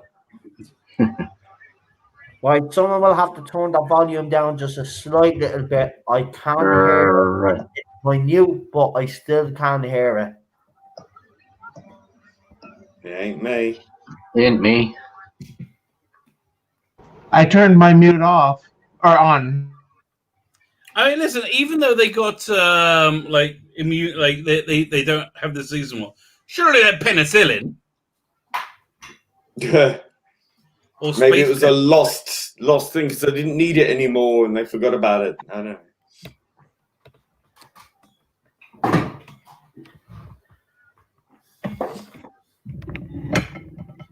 Yeah. Oh no! Now she's coming to a northern accent again. Tell you, he's not running again.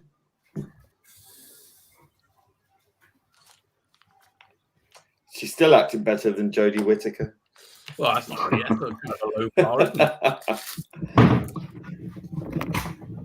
it? Fam, you know.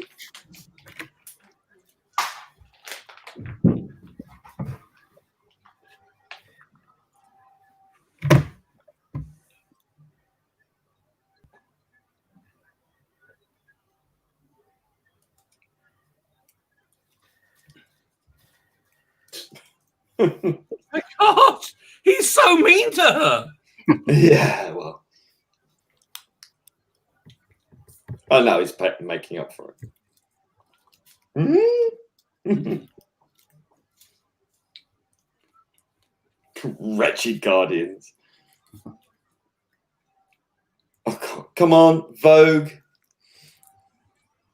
Yeah, here's the thing. There was a lot of ideas that sounded good in paper or in the office, but they communicate through sign language and like because they don't have a mouth, I guess. Well, at least it wasn't Semaphore because that would just look even worse. Right. See that console there? I'm sure I've seen it in the 10th Planet. Probably, yeah.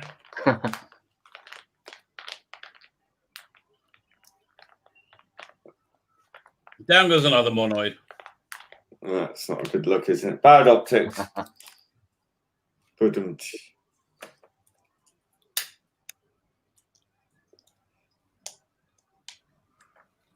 Oh, that guy's got a bit of severe haircut. It's like they've had an argument with a maypole, doesn't it? It does.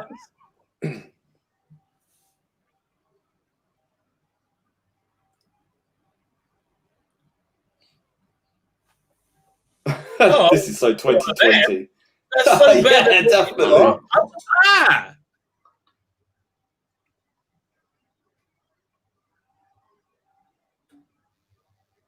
Data. It's data, for heaven's sake. Yeah, exactly. The data. We don't have to say data anymore. Data, that's what Australians say. Yeah. Maybe that's where the Ark left from. Maybe.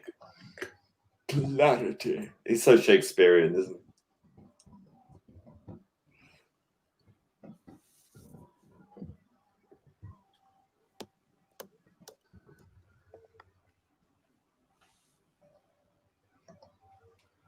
Dodo, destroyer of worlds, says Alpha Omega.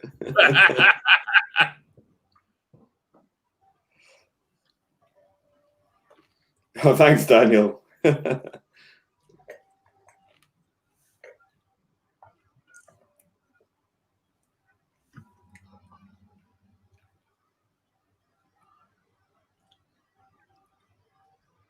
Oh, you'll get an award for that. Classy Shakespearean acting. I'm telling you, he's milking that TV appearance, isn't he? Hell yeah. I still want one of them.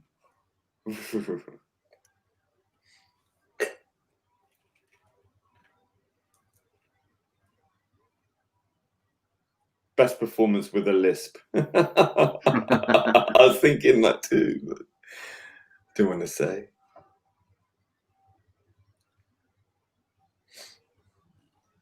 Okay. Bring out your dead. I will get the car. Bosh. Okay, if they're going to have a mass like pandemic, like they're going to need to speed up their burial procedures. And maybe, I don't know, fire. Yes. Cremation. Ejection. No, okay. Ooh, yeah, maybe a fire on a spaceship isn't a great idea. I like their preparations for ejection. Yeah. Ejaculate the body. Yes, ejaculate it through cis. To quote Archer, phrasing. You've seen Archer, right? No, not for ages. Phrasing. You remember the he would always say phrasing. No, I need to rewatch Archer. It's been so long. His mom would make an innuendo, and Archer would say phrasing as he's getting frustrated. So when you said ejaculate, ejaculate.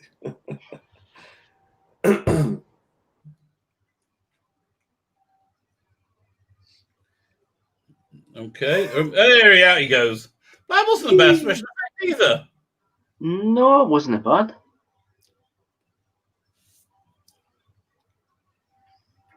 Crime. I tell you, how'd you roll your R on the cry? That's pretty impressive. Crime.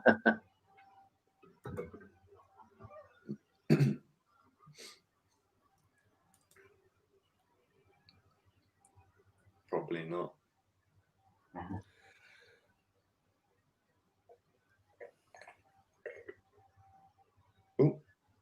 Oh, Mr. Haircut is.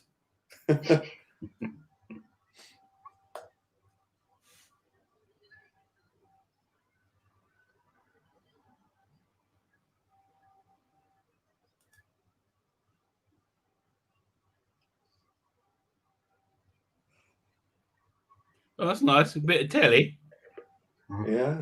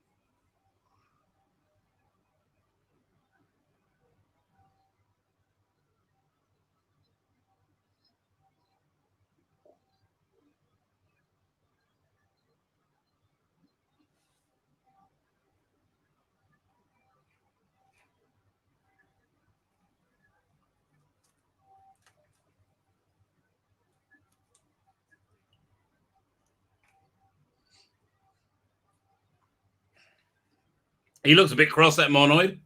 Yeah, move.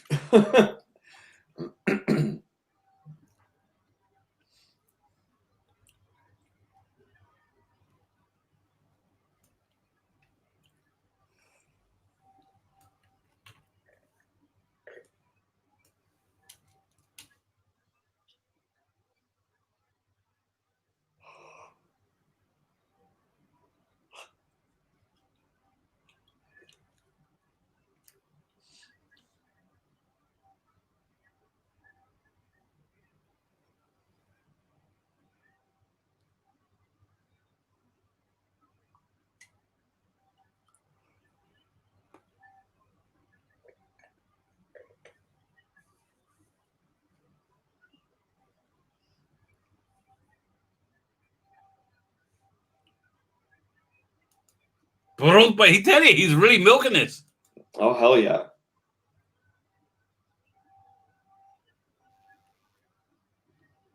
You see they're all sweating. Even fibre. Must be warm in How that did he manage studio. to do that without sounding Scottish? Well, he managed it. I don't know how. Oh, incredible. Oh, here we go.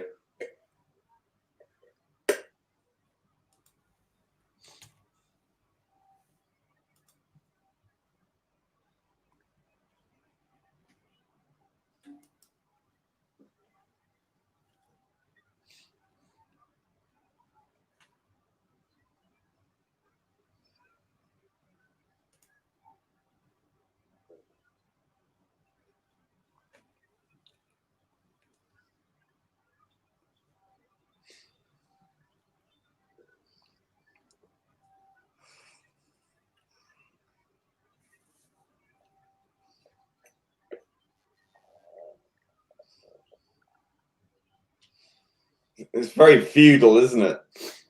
Yeah.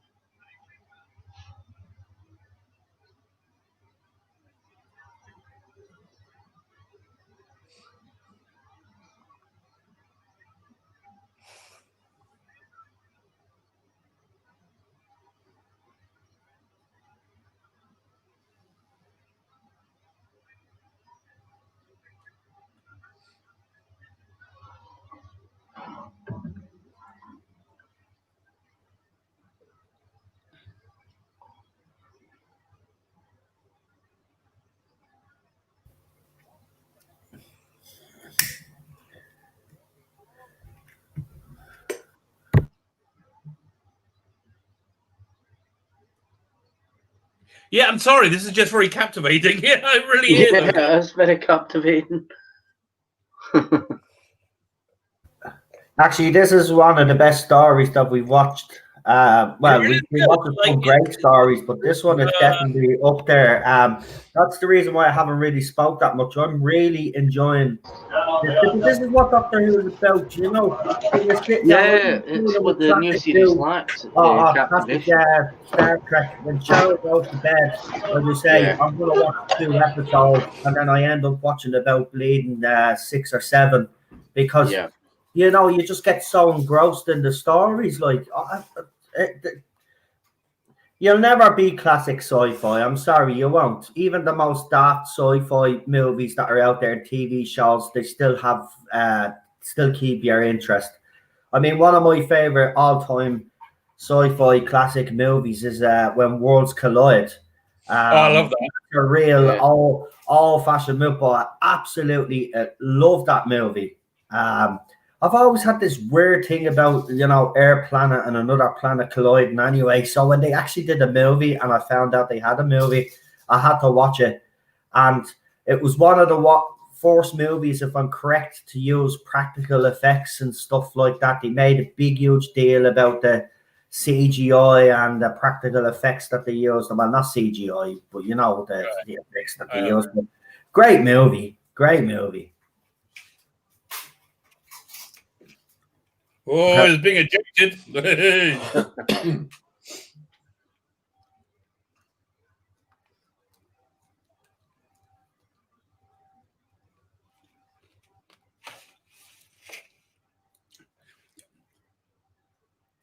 You see, this is why I'll be a terrible doctor. I'll be like, they're going to give me an ejaculation into space? Okay, then. And then they take me to the airlock. I'll be like, really? This is not what I imagined.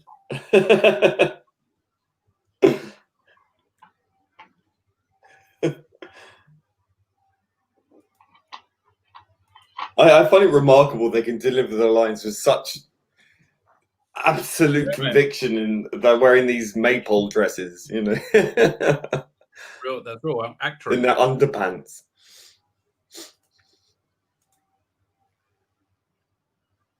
He's doing the sign language. I'm not even looking at him. But these are probably character actors, and they probably worked in the theatre. Yeah. Before they come onto television.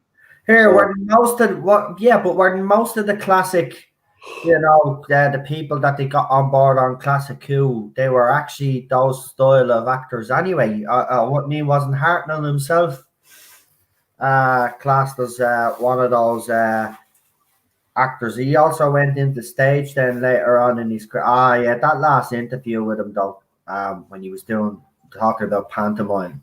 Oh right, when you could see it in his face, man. You know, he doesn't want to be doing this. It's not the level he believes that he's at, and he wasn't at that level. It's such a shame that he did get sick and he had to leave the role, because let's be honest, I've said this countless times, that guy would have died playing the Doctor. He would have. He was to the role. It's just sad to see, you know, because he had so much to give, and look, it was the right time for him to go though, because we all seen how bad his health got then, you know. So I mean, it was good that they were able to get him in when they did, and fair play. I mean, it's so clear why he loved the role though, because it's like, I mean, as an actor, you get to do so much different stuff with it. Yeah. And he's like, he'll be a hero nonetheless. I think that's what it was for him, is because the Doctor had such a range that he could do the serious roles. He could do the little, he could act the child, you know, he could.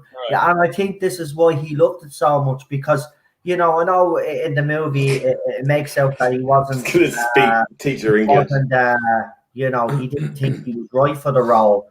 But if that is true, I'm glad he was talked out of leaving, because, you know, he was right for the role. He was the perfect really was to take the mantle. I mean, they couldn't have picked a better choice, in my opinion, at the time. And I know they had a few names have been mentioned over the years, but it's definitely Billy's.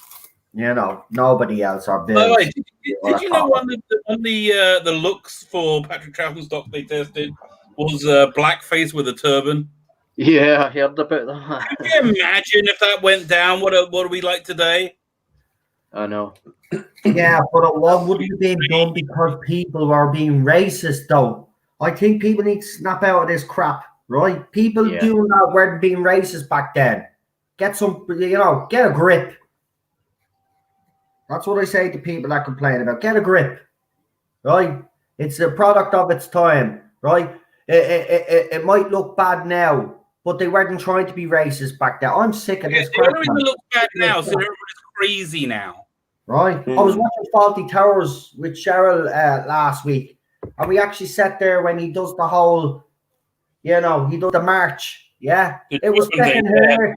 I'm telling you, I don't care what you say, right? If you don't laugh at that, there's something fucking wrong with you, right? Well, that's because comedy is anathema to these people. They're so serious and self-earnest, and you know, humor nowadays is offensive. But the whole point of comedy is it's offensive. It's supposed to be. It's supposed to poke fun and take the piss, because that's what we do. And you know what? I never laughed so hard. And one thing about British humour is that we always take the piss out of ourselves first, above anyone else.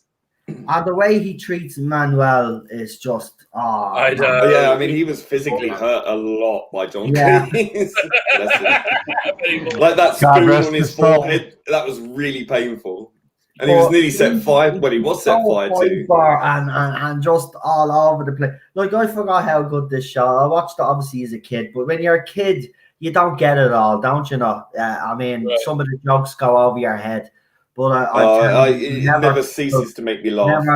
I can listen to John Cleese, Faulty Towers, and all of that, Monty Python on a loop and never be bored. The one where he gets the Irish fella, the Irish guy. Oh my God. O'Reilly. Yeah, it's brilliant. The actor, by the way, was Irish, so I was glad they didn't get someone that was pretending to be Irish. The actor was actually Irish, but it was funny the way they actually showed the Irish to be kind of incompetent when we kind of built most of the world, you know. So well, they built the Silk Road to China, didn't they? The Irish. Yeah, we build that. We build everything. You know, that's why I say, you know, there's going to be an alien invasion. Come here, guys, aliens. Come here, because we'll welcome you. We won't shoot and then ask questions later. You know, we will welcome you. You know, bring and then convert you to Catholicism. Get you drunk. Get you drunk. Welcome. Give you a proper welcome. I put myself out. I was bringing up an image. Right, go on. Oh, darn, why is this thing? Hold on, I just have to scroll down. Hold on, it's not the right image. Are you about to show me a leprechaun? No, I was going to show you the clip from The Irishman where he has the gnome. Where he's going to shove the gnome up. Yeah. Father Jesus, you watch some weird, don't you? You like? Hey, I told you I love British TV. Did you know what? Maybe the priesthood was wrong for you. Maybe you should have became an assassin. That's, no, you know, nobody would suspect you. Exactly. Right. What the heck is this thing? Right, please be careful because I will get a copyright strike, and if I get another copyright strike, I'm done. Well, it's not a motion or anything. It's just an image. No, I can hear someone's. I can hear the episode. Yeah. So that's the image I always think of. Someone needs to turn the sound down. I can hear the episode. Yeah, it's mine. My bad.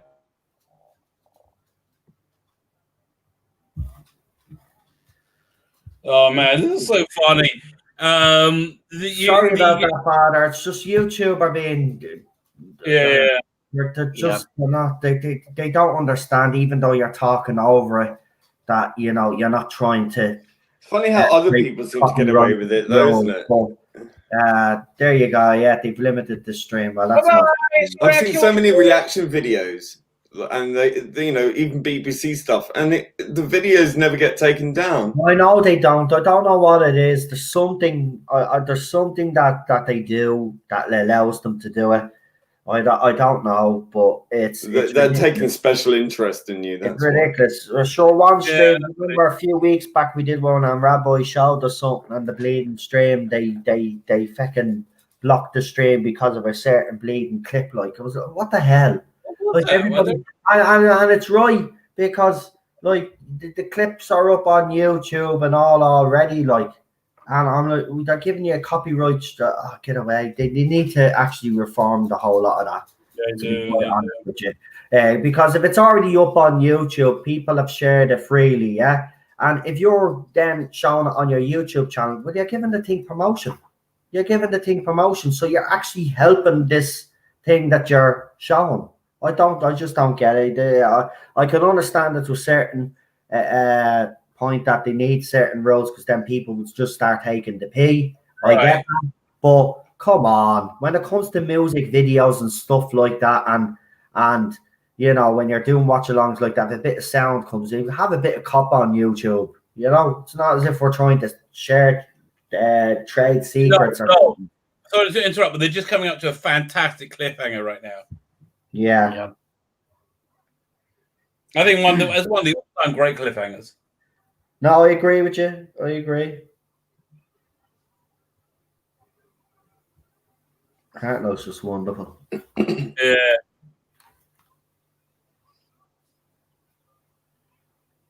She hasn't really grasped time travel, has she? No, so don't. No. A lot of people don't like her, actually. She is a bit annoying. As a companion. Yeah. Yeah, this is a great little cliffhanger, though. Yeah. Uh-oh. Yeah, and I like the way it just comes up next episode, the return. Right. Ooh. They finished the statue. right. Okay, so I think that's one of the first. That's one of the first Hartnell episodes I've seen all the way through, and I've never seen the credits like that before. It's a very Planet of the Apes kind of revelation. Right. Yeah, it is, isn't it? It's that part where Charles. And that was before Planet of the Apes. Obviously. Yeah, that's a Okay, nice no, I just want to tell you this one thing. Somebody sent me absolutely hilarious. The person you mentioned at the beginning of the stream, who was talking about the unfortunate passing of Sharon Boseman. It was is now like big into Remembrance of the Daleks. Sylvester McCoy put out a thing saying that saying it's next to Black Lives Matter, and so this guy's gone crazy about it. He's so excited. And he's put up this thing of Ace saying that the no coloured thing in the window, right? And say to all the NMDs out there, they see Doctor Who wasn't political before 2017. Yes, oh God! Exact same image in a thumbnail less than 4 days ago, talking about how Doctor Who was political before it was done right. Yeah, that's it. They don't understand nuance. Never have, never will. And we've said this so many times. Look, it's the politics of today is not the politics that we had back then. It's the identity politics. What we're talking about. It didn't have that, And it's this. Look, we've never said that Doctor Who didn't have politics. We just said that the politics were fairly distributed. It wasn't every single episode either, and that the stories that were political gave you a moral conundrum to figure out for yourself. No, not to whop you over the head and tell you what to think. Well, and it wasn't shoved down your throat, and you're not being lectured to. And the later 80s, they were beginning to get sort of more politically correct because that was the period of the time that it was in. So they were doing more overt social messaging, but it was still kind of confined to a specific delivery. I mean, okay, we look at the Happiness Patrol and things like that. Things were definitely getting more overt. Yeah, but again, listen, the difference is that they wrapped it around a story that engaged you. There's nothing engaging about the current Doctor, like zero. Well, no, I mean it doesn't present the information in a way that makes you think. It's something that they expect you to be passive and just let it roll over you. It doesn't engage you. It's not informative. It's just patronizing. It's just bad. But the trouble is the people who love it are morons and they don't understand. That's really the bottom line. And plus, look, I'm sorry. For me personally, the more overtly political stories, even in Classic Who, were not the best. They weren't. And I think Terrence Dix was right. If you're looking at the politics and solely at the politics, you're not looking at the right aims. And that is providing a good, entertaining story.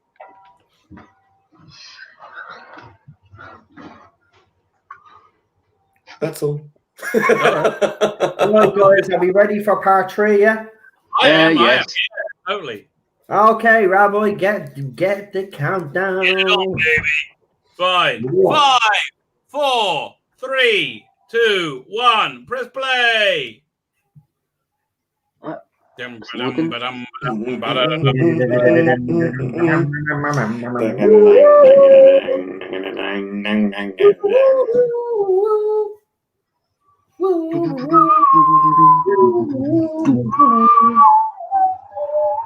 Hey, even that's better than Whittaker's theme. I got to read that article about the music. Alpha Omega did ask actually an interesting question that I'll throw up on the screen there, and they say, do they ever explain how they end up back in the same place, different time? I can't remember. I wasn't listening close enough. I think they do.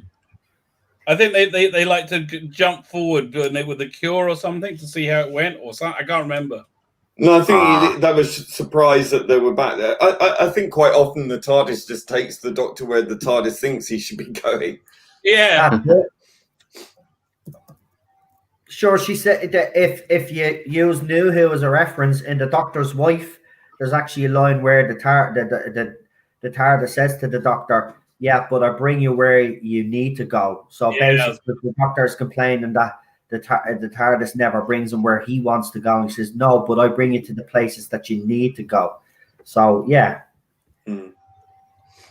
You know, again, I like little references like that to Classic Who, and that's how it should be done if you're going to do New Who, you know? You don't just come in with a wrecking ball and think that you can. Yeah. The TARDIS goes on its own, says Matt Pop. I tell you, the Monoids are actually an alien race they could bring back quite convincingly now. They could. They could. I'd like to see the Monoids with in a Capaldi episode. Yeah, that would have worked. Even Christopher Eccleston story. Oh, yeah.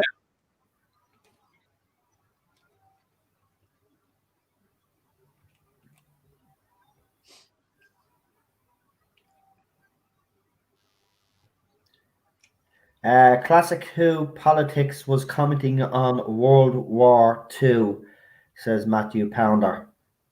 Well, there definitely was a lot of references, wasn't there? So, I mean, yeah, that listen, again, as we've all said, and yourself, Matthew, we haven't had a problem with politics in Doctor Who because they've done it quite cleverly. But I will agree with Lee and Terrence Dix, you know, especially Terrence Dix is right. You know, you should just, you know, if you're focusing on the politics, then you're not really focusing. You're not really focusing on. Well, the thing is, the difference is that they had the talent. They were good writers. They knew how to formulate good storytelling, and they don't do that anymore. They're so focused on the messaging now that it doesn't. The story is almost secondary. Well, it's not almost secondary. It is secondary.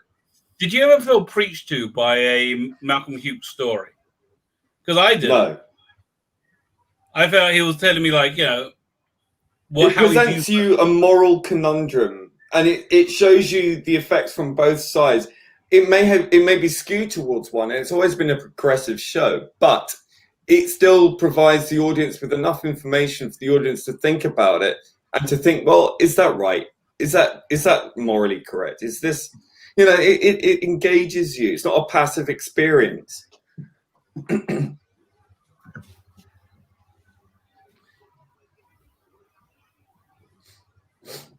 Oh, we like a revolution, don't we? Don't you know? So this is, you know, this could be argued. This is political, but hey, it's an engaging story. And also, look at this. They've had a revolution. They were the slave race. Now they're in charge, and now they use violence and aggression. They're armed, whereas before they weren't. So, I mean, is revolution a good thing or a bad thing? Well, it can be a good thing. When you swap over roles, is it for the better? You know, can be. Many questions.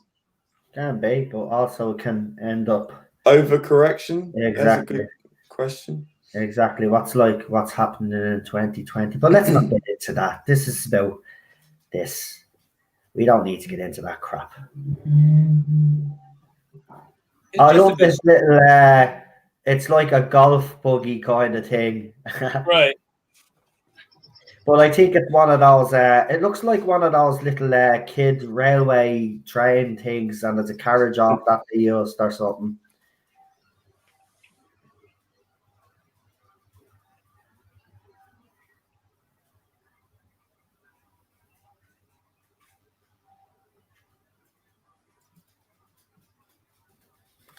So are they holding the eyeballs in their mouths, you think? Yeah, I guess. Did they operate it with their tongue? That was my question. Yeah, I think they did. Yeah, that Dodo one was a bit of a... What's it to do with you? Shut up. That is freaky. You could bring these back, Rabbi. You're spot on. These would be a great villain to bring back, but obviously... You know, I mean, not now, obviously. Not now, obviously. Anything we say, we don't obviously mean this era, current era. No way. I suppose they're the 60s, would.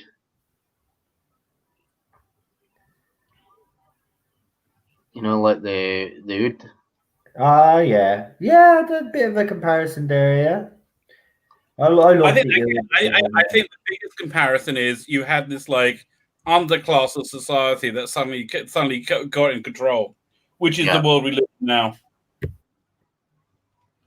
And it's inevitable it will happen at some point.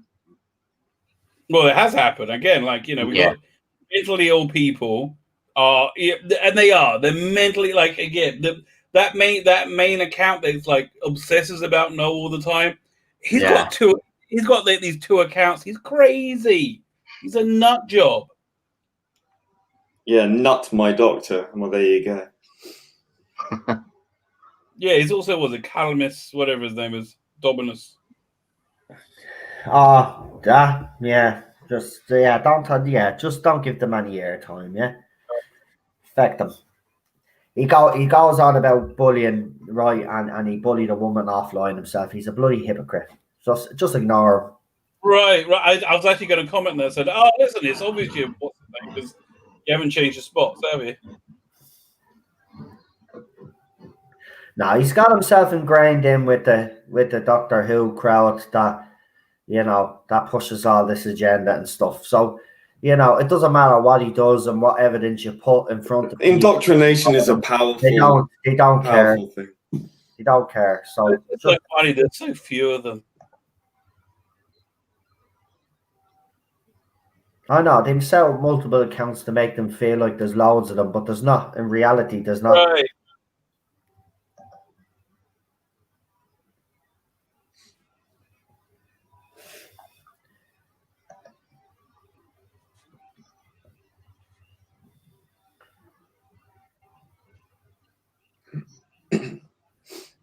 You know what's going to happen here, don't you? If nobody has seen this before, you can guess what's going to happen. I have seen it before, but I can't remember. I like the spaceship design. Yeah, it's very good, isn't it? I want that little corner cabinet there. It looks cute.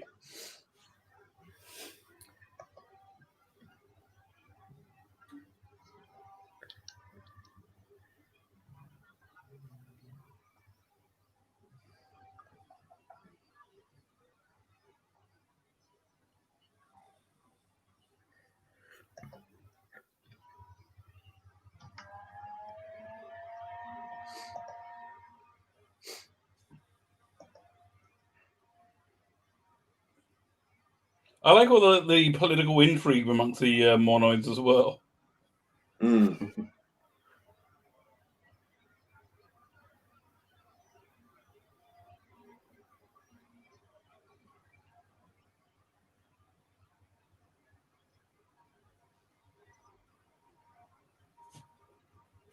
Yeah, kind of has parallels to what's happening today. Yep. Spot on. Kind of has a Dalek sound to it. Ring modulator. I do like the old voices of all the old villains in Doctor Who. They're brilliant. Even the Daleks sound better. Cool, I want one of those. Yeah, I wish we could do that, what? Even in the Tomb of the Cybermen.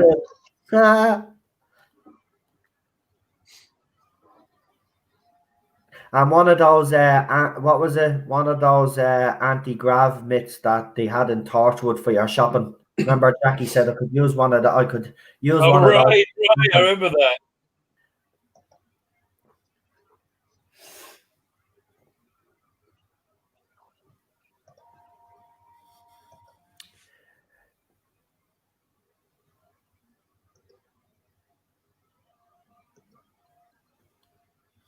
Well, they did treat him like shit, though, to be fair. Right.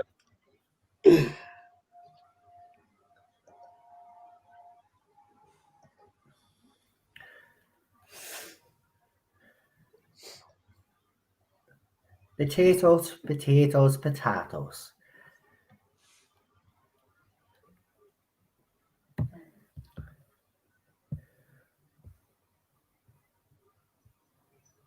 Don't forget to like, share, subscribe, guys. Don't forget to subscribe to everybody on the panel.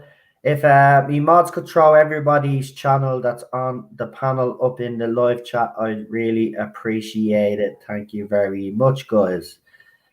There's one thing about the monoids is how do they eat and how do they drink if they've got an eye in their mouth? Yeah. Good question. Good question. What was the question? How did the monoids eat and drink? Good question. They'll probably go through their skin or something. The arse. Yeah. I knew you. I was waiting on someone to say it. It's the only way they got, baby. Oh, Rabbi. It's the race of bottoms. The race of bottoms. Oh, you're so funny. Their eye is actually the anus. Oh, you stop now. The all-seeing asshole.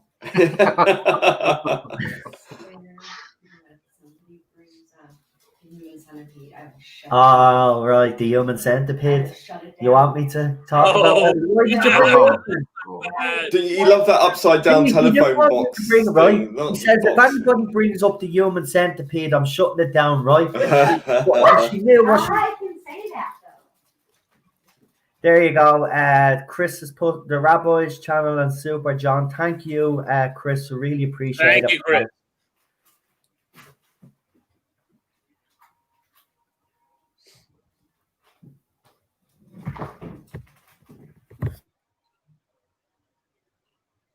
Did you watch the that show Snowpiercer? It's on Netflix. Oh, I started to watch it. Oh, I thought it was really good. But there's a bit in it, one of the rich people in the upper class cars. He's got a fake eye in it because his out of control daughter stabbed him in the eye one time because she got mad. So he has this fake eye, and what he does, he puts it in his mouth and makes it move around, much like a monoid. Grim. I haven't got to that bit yet. It's not as good as the film. Oh, I think it's way better than the film. No, but it's nothing. The whole premise. It's like Brave New World. They've changed the premise of it just to turn it into a serial. It just seems really contrived. I know the premise is ridiculous in both the series and the yeah, but it's like a high rise thing. It's an allegory, isn't it? So. Well, yeah, but again, the premise of the movie and the TV show are the same. It's essentially a train. Well, no, it's a detective story in the series, but in the film, it's a class struggle. That's only for the first few episodes. Mm. Oh, I'll continue watching it. The detective story works because it enables you to organically have him see the entire train. And so of course, they had to make the controller of the train a woman. Had to gender swap that. No, but what they did with that is really clever as well. And Jennifer Connelly is fantastic. She's really, really. Oh, yeah, she is great. She is great.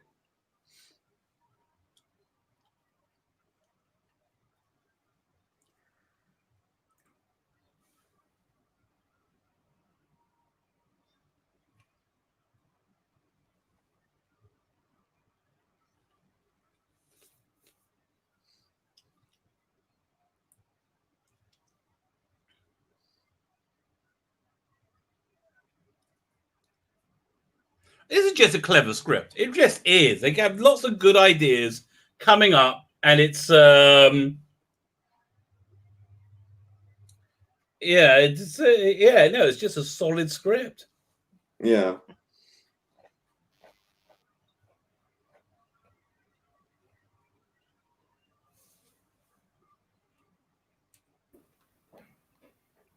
That's convincing. Okay, well that was that conversation.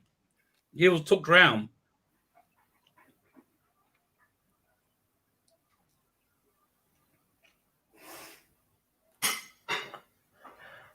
Number 2.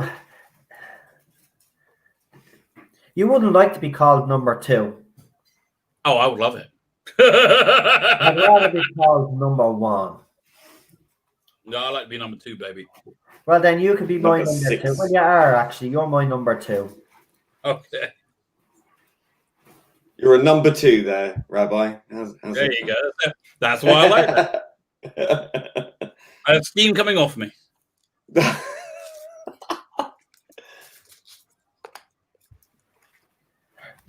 Yeah. So actually, do you know what?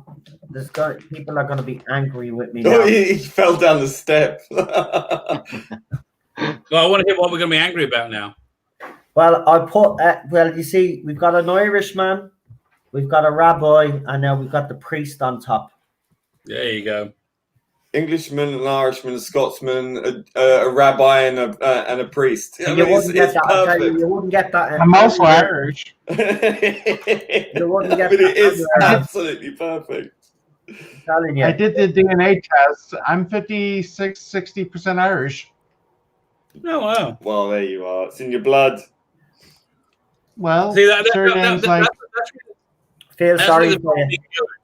Well, my great... Like 100. It's like whenever you do those DNA tests, they're really boring if you're Jewish because they just come out like, oh, you're from Eastern Poland. You know, like, oh, it's 100%. It's not like you're a bit of this, bit of that. No, it's all of us. Well, on my father's side, I've got Irish, and on my mother's side, I've got Hungarian Jew. Exactly.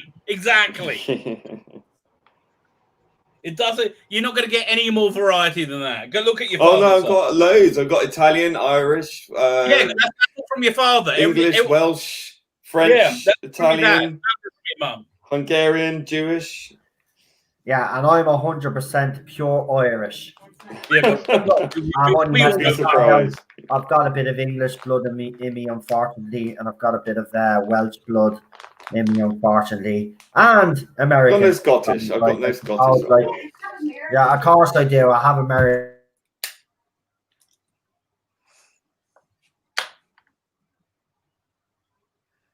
Those flowers look suspicious. Whoa.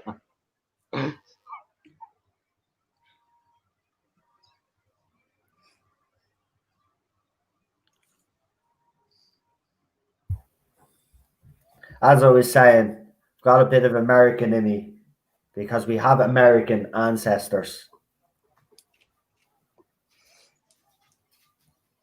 I wonder how the monoids wash themselves. I mean, they must have full of fleas or something.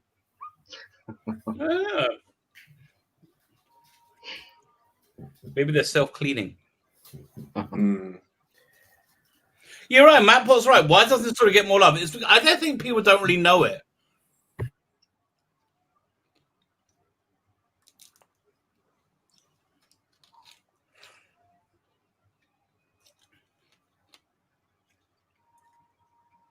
I do like this Civil War story it's turned into now. Yeah.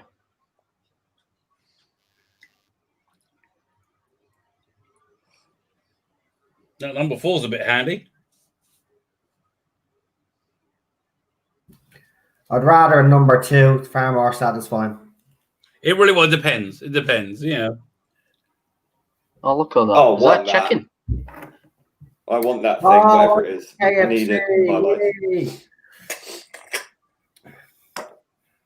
I have to do a DNA test, but in fairness, all joking aside, you know, I look,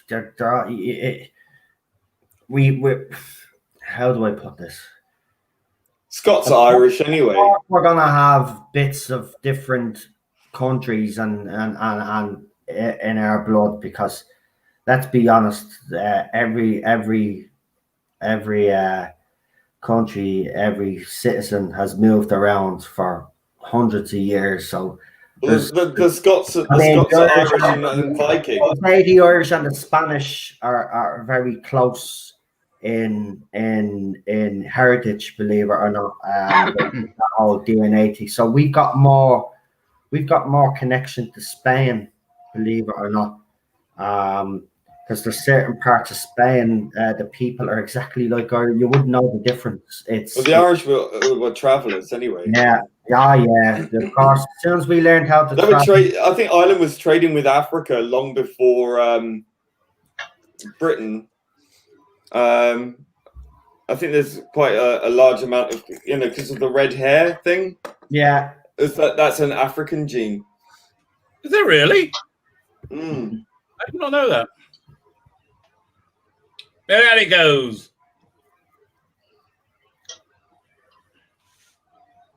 The Doctor. Would anybody like to see these stories in colour, though? If they could redo them in colour, or do you think If there's options, I mean, I don't mind that. I like some of in the black and white because they have an extra charm about them? Because I think they're better in black and white, to be honest. Me too. as long as there's the option. I mean, I don't have a problem with it. I'm not that much of a purist. I think, yeah, I'd like to see it's so of its time. It fits black and white. You see, Well, I the animations in color. I have to watch them in black and white. Yeah, you always send them to me in black and white, and they're so much better, I have to be honest. Especially the Macro Terror. As I said, That's a good story. Yeah, and I actually don't think, and I said this at the time though, I never have obviously seen the story itself, the one that was aired. But I was just thinking though, when I was watching the animation, I was just thinking that story seemed very big. And the creatures, the macro obviously were very big. I don't think it would have translated well on screen seeing fake crabs. So I'm glad we got the animated version, to be honest, because I think it's very good. Yeah. I do agree. Although I would love to see Trousers' performance. Yeah, true. Yeah. Well, another 2 classic stories to look forward to in the near future anyway. Yep. So, we're getting somewhere with this. And, to all those people out there that do go searching and do put all their time and effort in to try find these stories for us fans, for all of us. Well, thank you very much. We owe you the debt of gratitude. Right, and it doesn't matter what that person's political beliefs are, their personal beliefs are. They're doing a service for this fandom. They're trying to recover all those classic stories that we love and cherish, right? And for anybody to be disrespected because you don't like their opinions is absolutely, you know what? The other side of the fandom have really, over the last few weeks especially, showed their true colours.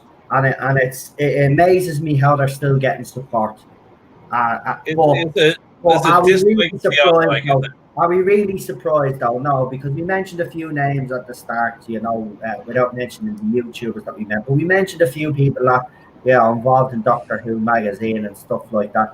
That kind of are there and they see these people behaving like this and don't call it out. And if you're it's basically like they're condoning it. And the BBC could actually stop all of this from happening. Actually, they could come out with some sort of statement to say that this behaviour is unbecoming. It's because they think they're superior to us.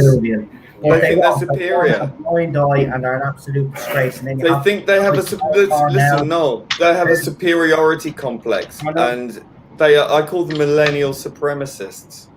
Yeah, because that's what they are. Actually, they think. The thing that really freaks me out about them, that I only found out in my last little interaction, is how they're all saying. So many of them say they're asexual. They're not. They're not asexual. They're terrified of being rejected. Yeah. It's so painfully obvious. Yeah. Oh God! I wish I could. I'm sorry if you can't form human relationship bonds. I mean that's really worrying. Doctor in the chat, I just want to say hello because they talked to us on Twitter. They've been very nice to me on Twitter, so I just want to give them a shout out there, the Third Doctor. And we've also got the Castro Walvin in the chat as well. Nice to see you here as well. We're about to get ready to watch part 4 of the Ark. It's the final part, isn't it? Yeah, it's the final part. It's the final part. And then we'll do our ratings. We'll discuss it for a few minutes. And then, Rob, are you doing the competition tomorrow or tonight? Tomorrow night, yeah. Tomorrow night. And don't forget to tune in for that one because it's a whopper, the competition. And obviously, the episode's a great episode. Well, yeah.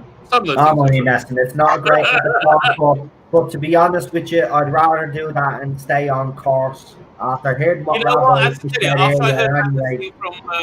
Sylvester McCoy. I'm just not interested in doing it anymore. Shall we watch the thing you put on? Watch what? After I heard the thing about Sylvester McCoy saying it's like Black Lives Matter, he posts on. All right, yeah, I think I'll get away with it. There's no music or anything. It's just him talking. No, I just got to find it. Hang on. Yeah, just whack it up there, and I'll share it, and let's see what. Looking for it right now. He has to say. Always enjoy these. No, you're the man, says the third Doctor. Well, I am a man, but I'm not the man. A definite article, you might say. The man is the man in the middle there, the rabbi. The man. Where did it go with it? Maybe look at the videos. Is that it? Am I putting too many C's in his name?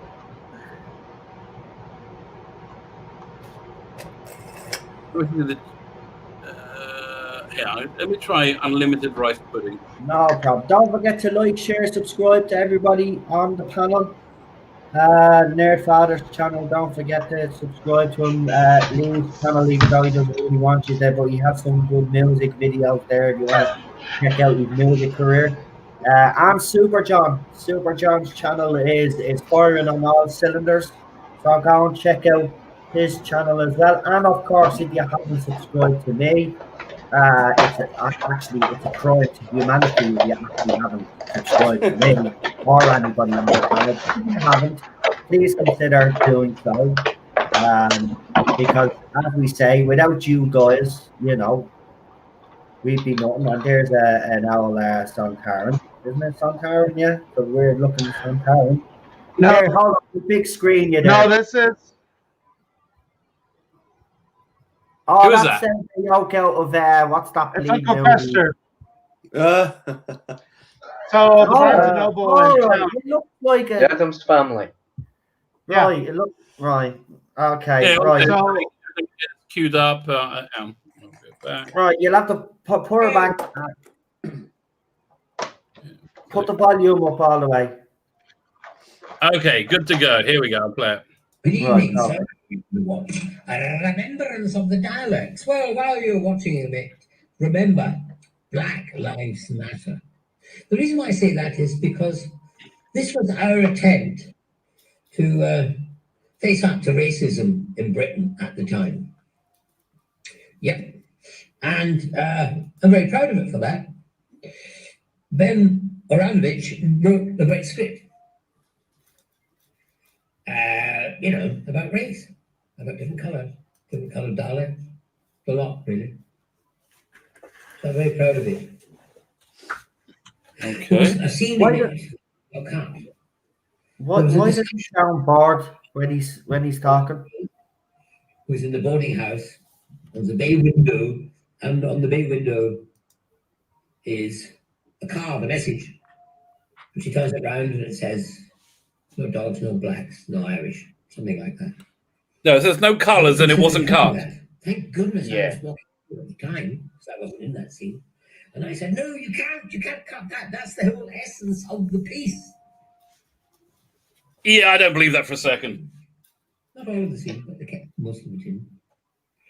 Well, look, you know, again, the message is clear. We absolutely agree with the message, but it's the movement which is a neo-Marxist movement. It's using groups as political devices. It's not that they actually care about these groups that they use. I mean, they use LGBT, they use black people, they use whatever helps advance the political movement. They don't care about these people. They just want power. Have you Listen, looked at their at the end of the day, though, right? He's entitled to his. He is entitled to his opinion. He doesn't know about them being a Marxist organization. Look, it was a great. Let's be out straight here. Great story. It did highlight an issue. He's right. But nothing about racism in the 80s. It was about racism in the 60s. Racism in the 80s was totally different. And 88, when this went out, it was like, the no coloured scene, right? That thing was shocking to people because it was so removed from where we were at that time in 88. Yeah. You know? Yeah. So, like, to say it's contemporary in any way It's just ridiculous. It's ridiculous. And listen, got 30 seconds left. Shall we hear what else he has to say? All right. Okay. I was kind of like zoned out there. Go ahead. Beautiful scene. Really, really. I think one of the best scenes that I ever was privileged to be in, really. I was very proud of that. I loved it. Thank you. Important. And it still speaks today. So enjoy. Remember, Black Lives Matter. Yeah, I wouldn't mind so much if Black Lives Matter wasn't, a very dodgy organization. But yeah, again, it doesn't need repeating, but I'll say it again. We agree with the message. Everyone agrees with that message.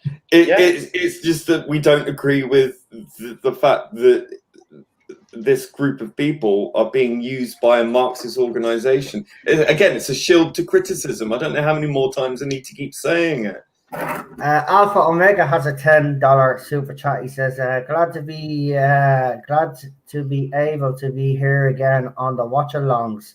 Thank you very much for the super chat. Really appreciate it. And I see Daniel is and Chris are throwing our channels up as well, guys. There's Father Millers. Don't forget to subscribe. But yeah, listen. Look, as I said, you're gonna get everybody coming out and having their say. And if that's what he wants to say about that episode, and that's what, look, we know there was a message there. So, like, I've no problem with it. Look, he could say what he wants to say. He played one of the doctors. He's entitled to his opinions. So, absolutely. Let's just leave it at that anyway, and just move on anyway, because you know what's going to happen. We say something, it's going to get picked up in one way. And there's going to be, So I'm not. Yeah, but I mean, I've said exactly what it is. I said exactly what it is. I know, we agree with the message, but we don't agree with Marxist ideology. Yeah, I know. And the fact that they're quite happy to use movements like legitimate protests in race relations and things. It's divisive.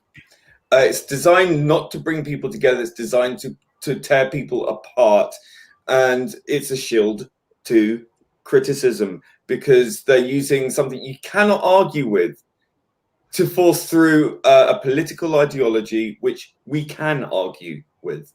That's it. That's all there is to it. Right. That's what most of the protests are about. That are going on now. Right, let's do this. Let's get it on. Okay. I'll do the countdown. Get your fingers on the play button, everybody. I got 5, 4, 3, 2, 1. Press play now. Episode 4, which is Actually,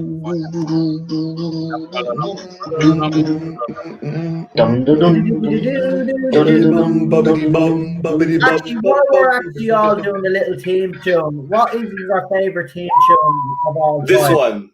This one and the Peter Howell. Peter Howell, yeah. Yeah. Very close. I mean, that used to be my favorite, but this one is. I mean, it's just so perfect. This original version. And Delia Derbyshire just, did miracles to make that song, to make that theme tune. They put a hole in the wall to feed the tape through. There were no synthesizers, all using valves and noise generators, and they had to stitch it. Yeah, they had to cut bits of tape with all the different notes and stitch it together, tape it together. Yeah, amazing, absolutely amazing.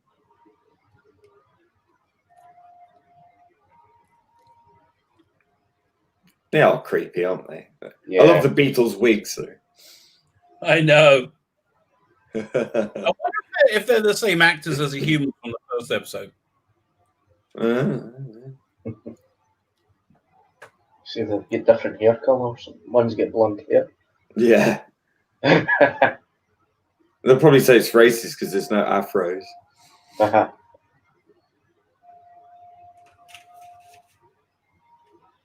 See, what I reckon is what the monoids are wearing. They're kind of wearing some kind of protective suit. The what? They're wearing some kind of protective suit. Yeah. because you can see that it goes right up to their neck. And they've all got beer bellies. Aye. I love a bit of beer in the monoids. You know what? Why do you think they invaded humanity's last?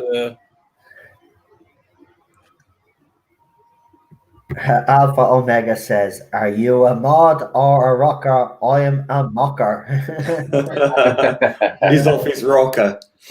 Yes, he is. Oh no, I ruined it. I ruined it.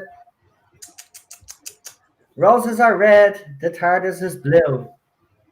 Along came Chris Chibnall. And he said, "Fuck you." Can I throw me channel up? Daniel, that's a stupid question. Of course you can. You're a moderator, right? As I said from the beginning, all moderators that have channels control their channels up. You can throw your channel up anytime. You don't even have to ask, by the way. So whenever you feel like doing it, you go ahead.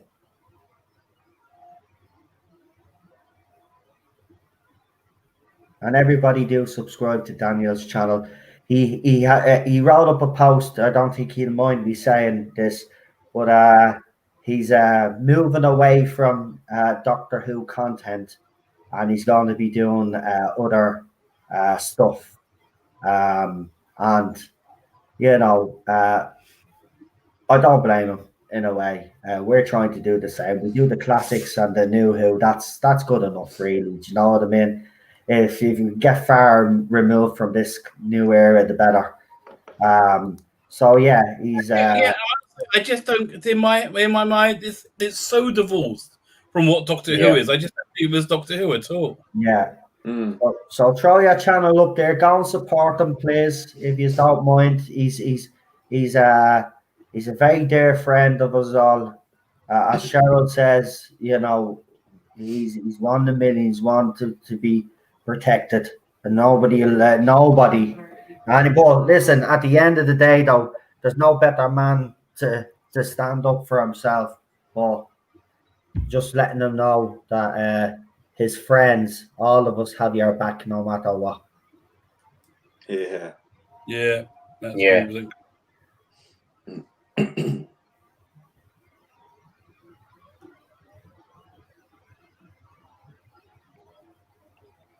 Number 3.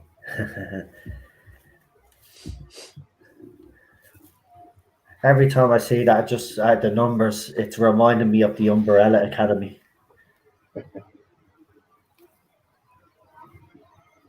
Hang on.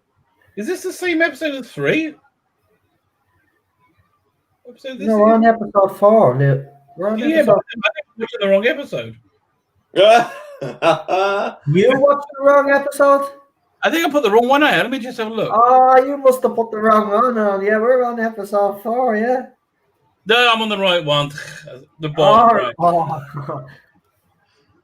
It just because they use that line again, like your ancestors packed those monoids. Daniel's channel is awesome. Some more interviews, Daniel, says Matt Pop.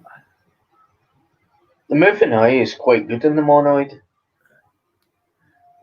It's like Hey, this is the weirdest thing. Okay, give me a timestamp because this is labeled episode 4, but it's not episode 4. Right, I'm on 5 minutes and 52 seconds, and we've got. I'm in 5 minutes 57. Yeah, and we've got Dodo and her man in on the screen right now.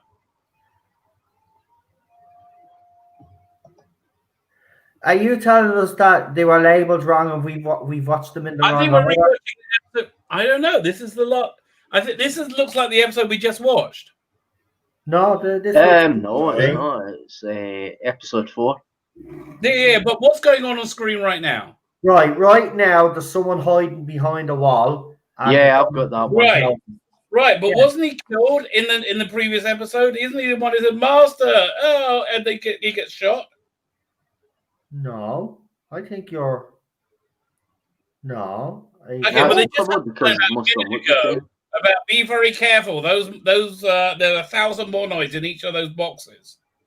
No, that wasn't in the last episode. Nah, you're getting confused, Rabbi. Now you're actually making me think. You're getting senile, Rab. I think all day just finally catching up with you.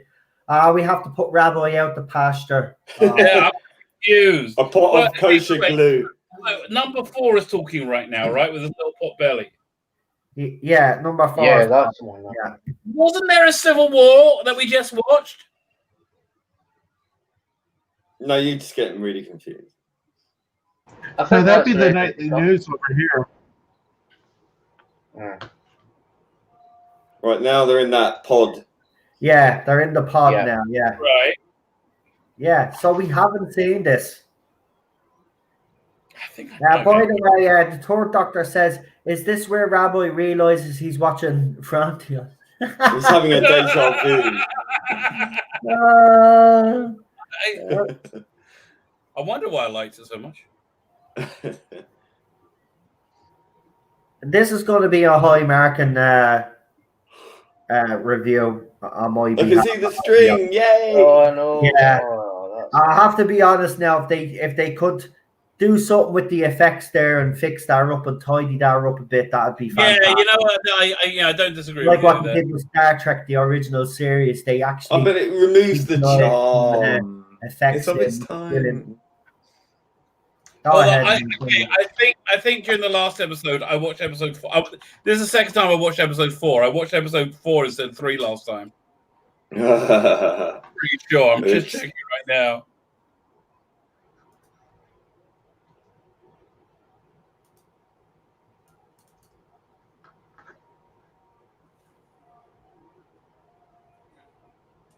They've redone the spaceships for the Dalek invasion of Earth in CGI as extras. Well, if they did it like Star Trek, the original series on Netflix, then yeah, I mean that be okay. But that, as long as there's the option to watch the original.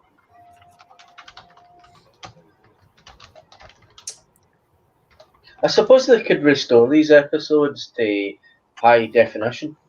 No, because it's on tape. It's only really works. Upscaling only really works with film. Yeah, but right now, I mean, listen, that color was it recreation technology, freaking incredible. Well, I mean, yeah, I mean, it will get there. I mean, with what do they call it? Artificial intelligence. They can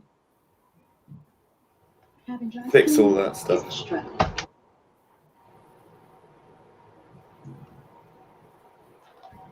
All it is a case of working out where pixels go, isn't it? And what color they should be, and just generating new pixels based on the color information or gradient information. That will happen.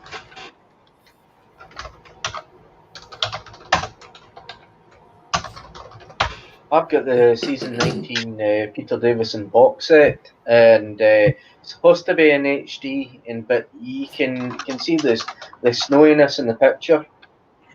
Yeah, but they do a lot to bring that up. Yeah. I mean, episodes like Spearhead in Space, you can upscale that really well because it's all. Oh, they did the Blu-ray version. Yeah. Do us a favor, if anybody is typing, I do it sometimes myself though. If you're typing, if you could just mute your self because it's coming through on the chat. Sorry. Oh no, you're all right, Father. I do it myself. I'm like real heavy with the keys though. I go bang bang. You're like dum dum dum dum dum. It sounds like the start of the end of EastEnders. Yeah. Have they started to show new episodes of that yet? I haven't been paying attention to BBC. Listen, I haven't watched BBC since. No, I haven't watched any live TV for months. It's been a good one since I tell you, that live stream's going, baby. I was going to say, I was going to bring it up on Wednesday's stream. Did you see that CBS in America is going to be airing Discovery on free TV. Yeah. Yeah, well, they need. it's gonna get destroyed. It's gonna get hammered. Yeah. You know, I know, it's gonna be- and you know what? It's probably going to be their downfall now because they'll get it because the audience. Nobody's gonna watch this pile of crap. Well, it's a sign of weakness, isn't it? It really goes to prove that it wasn't being watched in the first place. So Well, they showed it in the UK on one of the free to air channels. What was it? Was not the sci-fi. It's one of those channels anyway, and it didn't do too well. It didn't do good at all. Yeah, I always say the worst thing that can happen for like this Doctor Who or Star or Discovery is for people to watch it. Put it out for people to watch because it always tanks. Yeah. And Matt Poss says, I've got headphones on while watching. Ouch. I'm the same. I've got my headphones on and it is very, the sound is very high. Yeah, that high-pitched noise is like, See, if new Doctor Who could write stories like that, you know, better scripts like that, I mean, I'm sure I would probably watch it. Yeah, but the trouble is Jodie's just such a terrible actress in the role. I know. She can't sell in it. And I would love to see Jodie try and do the "Have I the Right" speech from Genesis and the Daleks. Well, she couldn't do that at all. I know. She couldn't understand it. You know, or like when Tom Baker's facing up against the pirate. Don't be giving him ideas. He probably do that for bleeding resolution of the bloody Daleks or something. Or the scene where Tom Baker's Doctor is facing off against the pirate and the pirate planet. Pirate planet. Yeah, where he's like, "What's it for?" You know, like really just gives it welly. And as Daniel said, keep up to date with everybody's content. Don't forget to join Daniel's YouTube hub on Facebook group, where he puts everybody's streams and their videos. Yeah, so that's a great. I always think with that. Yeah, so fair play to you, Daniel. It's another a way of getting all their content out and his own content out. So if you're on Facebook, don't forget to check out Daniel's YouTube hub on Facebook. Good idea. See, the problem with Jodie Whittaker is she hasn't been given the right possible direction, and they've chosen not to go that direction. Well, you see, I think the reason they made that choice is because they know she can't do it. Yeah, I've got a super chat for Cheryl. It's a $20 super chat. For you, and it's a happy birthday to Cheryl from Alpha Omega. Oh, that's very kind. Thank you. That is beyond kind. Oh no, that's lovely, isn't it? Thank you very much. She really appreciates that. I'm at a loss for words. That's very nice of you, Alpha Omega. Thank you. Means a lot. Hey, isn't that lovely? Isn't it? Together, Omega, thank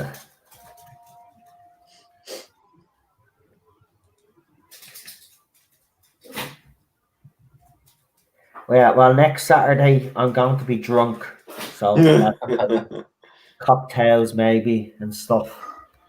We'll definitely have a good time. Did you see this article in the Mail about Piers Wenger saying we need diversity training? Who needs diversity training? BBC staff will be giving diversity lessons to stop microaggressions in a bid to make. Oh my god! Fuck off! I bet you £1 million. Listen. Let him say his common purpose. The government is about to pull the rug from underneath them. They're not going to be going. I know. I can't wait.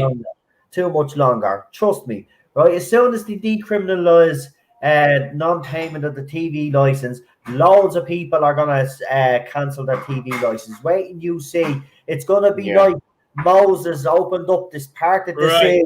That's how good this is going to be. It's just going to, I'm telling you, this is the end of BBC. BBC is coming to the end of its stronghold, its grip, because people are going to finally stand up to them. And listen, the defund groups on Facebook, Twitter, wherever they have one, they even have one on Parler, right? Look at the amount of people that's following them. There's thousands and thousands of people. So I'm telling you, there's a movement to defund the BBC, and I'm telling you, this is the first step along the way. So, but they're looking for other ways to get the no matter TV what you license. think about them, they better stick to what they said, that they're going to come down hard on the BBC. I think this new guy Divi, he's going to be firing a lot of people. I hope Piers Wenger. I hope he's the hatchet man. I hope he is. Oh, we hope so, because I'm telling you now, high-profile people need to be gone, and he needs to just clean up shop and just start making. He needs to target common purpose. Kick them out. Kick them out. My message to the new head of the BBC, or wherever you are, my message to you is remember, your audience is top priority. Entertaining your audience is top priority, and giving a balanced news coverage is also your responsibility. We just want you to go back to what the BBC used to be great at doing, and the BBC was great at entertaining. Look, Saturday night's grown up. And Rabbo, you know as well, because you lived in the UK, as you said yourself. But look at the television during the 60s, 70s, and 80s, and even up until the early 90s on the BBC, the kind of entertainment that they had. Saturday nights was huge on the BBC. Everybody around our TV. TV shows were getting 20 million bloody plus viewers a night every Saturday night. You had the Generation Game, you had stuff like that. Yeah, on ITV you had Play Our Cards, right, with Bruce Forsyth. You had, it was one Russ Abbott. You had Neil Edmonds' house party. Yeah, we had everything. We had everything. So okay. If we come out and criticize, it's because we've had great TV for decades. We know what great TV is when we see it, and we're not getting great TV now. So what I say to the new head of the BBC is, look at your past. And look at the way you entertained and put smiles on millions of people's faces, and get back to that. Get back to actually entertaining your audience. And trust me, people will flood back to the BBC eventually. Yes, it'll take a while. Eventually, it'll be quickly. And listen, if they put on good Doctor Who, would you not be like back at the BBC and say? Listen, I said, I'd be back like a shot. A decent Doctor Who. I'm back. Even though they've allowed this to happen, I would still, if they produce some great Doctor Who, and I'm being honest with you, for me it would have to be something spectacular to win me back right now. But I'm open to it. I'm open to it if they really try and respect this IP once and for all. And actually, this, as I said, right, and people can laugh at this, right? But I firmly believe that this could have been the next Game of Thrones, in the hype, in how loved it was. When it hit America, I really thought it would kick on, right? And we'd have this, it'd be a juggernaut. Unfortunately, it didn't. They dropped the ball. But I still firmly believe that it can be, and it can be as big as shows like Game of Thrones, and have millions and millions and millions of people watching. If only the BBC had the will and the knowledge. Because think about it, they've had this IP since the 60s. They came up with it. They let's be honest, they haven't really respected it at all over the years. They don't really know what to do with it. They try all of these things, and sometimes it works. And Russell T, as I say, was the perfect example when he brought it back in 2005. He knew who his audience was, and he knew what kind of audience he wanted to bring in, and it worked. They need to just go back. The BBC just need to go back to what they do best. Can anyone name me a BBC comedy that was really funny in the last, 10 years? No. Think of it. Anyone? Yeah, because it wasn't. Nothing? The thick of it. Thick of it. Okay, the thick of it. When was that? Well, wow. When was that? Well, we hope the rumors about Disney cleared and shop are true. Listen, if Disney do it right, then BBC are going to do it right, because they all follow suit. That's the way it takes one of them to start it, right? And then they all look at it then, because then what Disney will do if they do clear shop, and then they end up actually producing a decent bloody movie, and it does really well with us all, then the rest of them will take a look at this and say, "Oh, hang on, Disney did this, and now look." By the way, the thick of it was 2005. Okay, well, There you go. I just watched John Cleese's new series, Hold the Sunset, and I loved it. And that's like only within the last year or two. Yeah, okay. John Cleese is an established, but I mean, like new comedy. Nothing.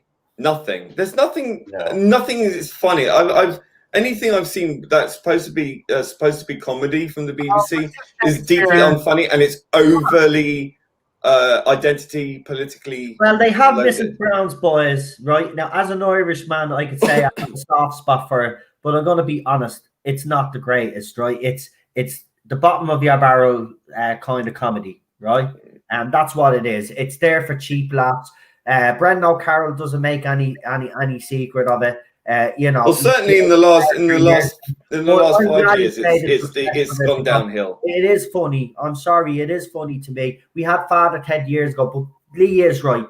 You look at shows like recent shows BBC have done, like the Khan family, Mr. Khan. It was about an Asian Muslim family, or Indian Muslim family, living in Birmingham or something. And the father is the stereotypical, characters that they always do. It was so unfunny. Listen, BBC haven't created. No, I was gonna say I watched the new John Cleese. I wouldn't watch it because I think he's a bit out. I laughed my butt. I loved it, but I was gonna say the other one I love that's within the last few years is Upstart Crow. Oh, that's awful. I hate that. Oh. I really hate it. I hate it. I think it's really unfunny. It's a poor man's Blackadder. Yeah, but I mean, I liked it. Well, I think that that's it. We're done. Thingy Bob. Wait, what were we saying? Was a poor man's Blackadder? Upstart Crow. I haven't seen it. Don't. It's basically a Shakespeare comedy. Well, yeah, it's just not funny. It's the worst thing he's ever done, I have to say. He's done a lot of other good stuff that's quite funny. But I was watching a clip of him the other day on Graham Norton's show with Hillary Clinton there, and he was talking about how the mainstream media doesn't lie to us. I was just like, wait, who was saying that? What's his name from Peep Show and Upstart Crow? Oh, Mitchell and Webb. Mitchell. Okay. How about this one then? Year of the Rabbit. Year of the Rabbit? Never heard of it. Yeah, with Matt Berry. Never heard of it. No. It's a new one. That's Channel 4 anyway, isn't it? Well, you said British. No, BBC. We're just talking about the BBC here. Okay, I'm just going by British shows I know. Yeah. No. By the way, I love the IT crowd. I went to the filming of the last one. Listen, love it. What about so was Toast of London ITV too? No, I think that was Channel Toast 4. of London was Channel 4. Yeah. Okay. I have the audio book that he wrote. It's performed in character. It's wonderful. He's very good in the vampire show he's in. What we do in the shadows. Same guy, Matt Berry. So Matt Berry, Snuff Box. I've not seen the whole series. Father, have you seen? Garth Marenghi's Dark Place. No. It's got Matt Berry in that. It's one of What the is first it called? things he did. Garth Marenghi's. I'll just look up Matt Berry. Yeah, Dark Place. Just look up Dark Place, Matt Berry. Alpha Omega with another $10 super chat says another one just because. Well, you're the man there, Alpha Omega. The cat's playing with the keyboard. Thank you very much. Seriously, I really, really do appreciate it. Hey, that's a couple of bottles of whiskey for your birthday, Sharon. Yeah, there you go, Sharon. Yeah. She can get drunk and fall off the bed again. Yeah, that's it. Right, guys, in the chat, as you can see, scrolling along your screen there, I've asked you there to give you our ratings, so if you could do that. And we will go around the whole panel now, and we will start with Rabbi. If you want to give your ratings, and then this is better than I thought it would be. I'm going to give it an 8.5. Fantastic. I think it was a really engaging story. I love the time jump in the middle. That really worked. Probably would have been better if I didn't watch episode 4 twice. I think I would have been. Oh God! Boomered. But you know, I was like, I was getting into the conversation anyway. I've missed it. Yeah, but no, I think it was surprisingly good. I think it doesn't get enough love. I just don't think it's well enough known. You know, I think it's like I just think it's off people's radars. Mm. Okay, look, yeah, I'm going to skip out now because I want to go to bed. Thanks for your rating. We'll talk to you tomorrow. Yeah, I'll see you tomorrow night. Yes, well, again, I'm actually really happy with doing Fear Her now. You talked me into it. Actually, Sebastian McCoy took me into it. Sebastian McCoy and the other YouTuber took me into it. Listen, we don't support them anymore. These anything Doctor Who magazine promoted, forget it. I'm not backing no point. Listen, fair play. They won't back us, so. But we do our own stuff, so let's concentrate on there. But it's funny, they won't. The other, you know, they'll, as Lee rightly says, Doctor Who magazine will promote their one, but when we you know, we won't. They did once at the beginning, and that was it. Once, yeah. Then clearly someone had a word in her ear, and she stopped. Well, hey, listen. Simple fact of the matter is, they treat us like scum. They think they're superior in every way to us. They quite happy to sit there in silence whilst this stuff goes on. So why the earth would we support them when they clearly see that there's bullying going on and they do nothing about it? Again, I don't think they see it as being bullying because we're sub. No, because they are morally superior, of course. Once you dehumanize someone, that's why they love labeling us. MND, right? Like, well, they're the ones who started this division. They're the ones who started this division, and we don't support that. So right. No, it was because of people like them going get out the fandom and die of cancer and stuff like that. Well, I mean, and that's basically what they want us to do. Whatever. Who cares? Go on, Rabbi. Go on. Let you go because I can see your. Night. Night, Rabbi. Good night, Rabbi. See you soon, pal. Right, we'll go to next on the panel, and it is Lee. I've wormed my way back up to the top. He's back up on top where he was. Right, go for it, pal. I think it's a really interesting story. I think it was very well written. I think it was maybe a bit too overtly Shakespearean with its acting, which is a bit distracting. But I think it had some great themes, great ideas. I'm going to give it about 7.5. I think it is a story that deserves to be more recognised. Yeah. Okay, that is fantastic. So far, actually, all the scores have been rather high. I don't know if I put Daniel's one up there, but I'll throw it up. I think I forgot his score. He gives it a 9. He gives it a 9. Well, you forgot Daniel again. No. The chat jumps. The chat jumps. It's not my fault if the chat jumps. You don't Daniel. Yeah. I never forget the legend. I never forget the legend. International treasure. Sorry, we have to change it now. Carol says we can change it to international treasure. So yeah, but you know that's abbreviated to it. So you're calling him it now.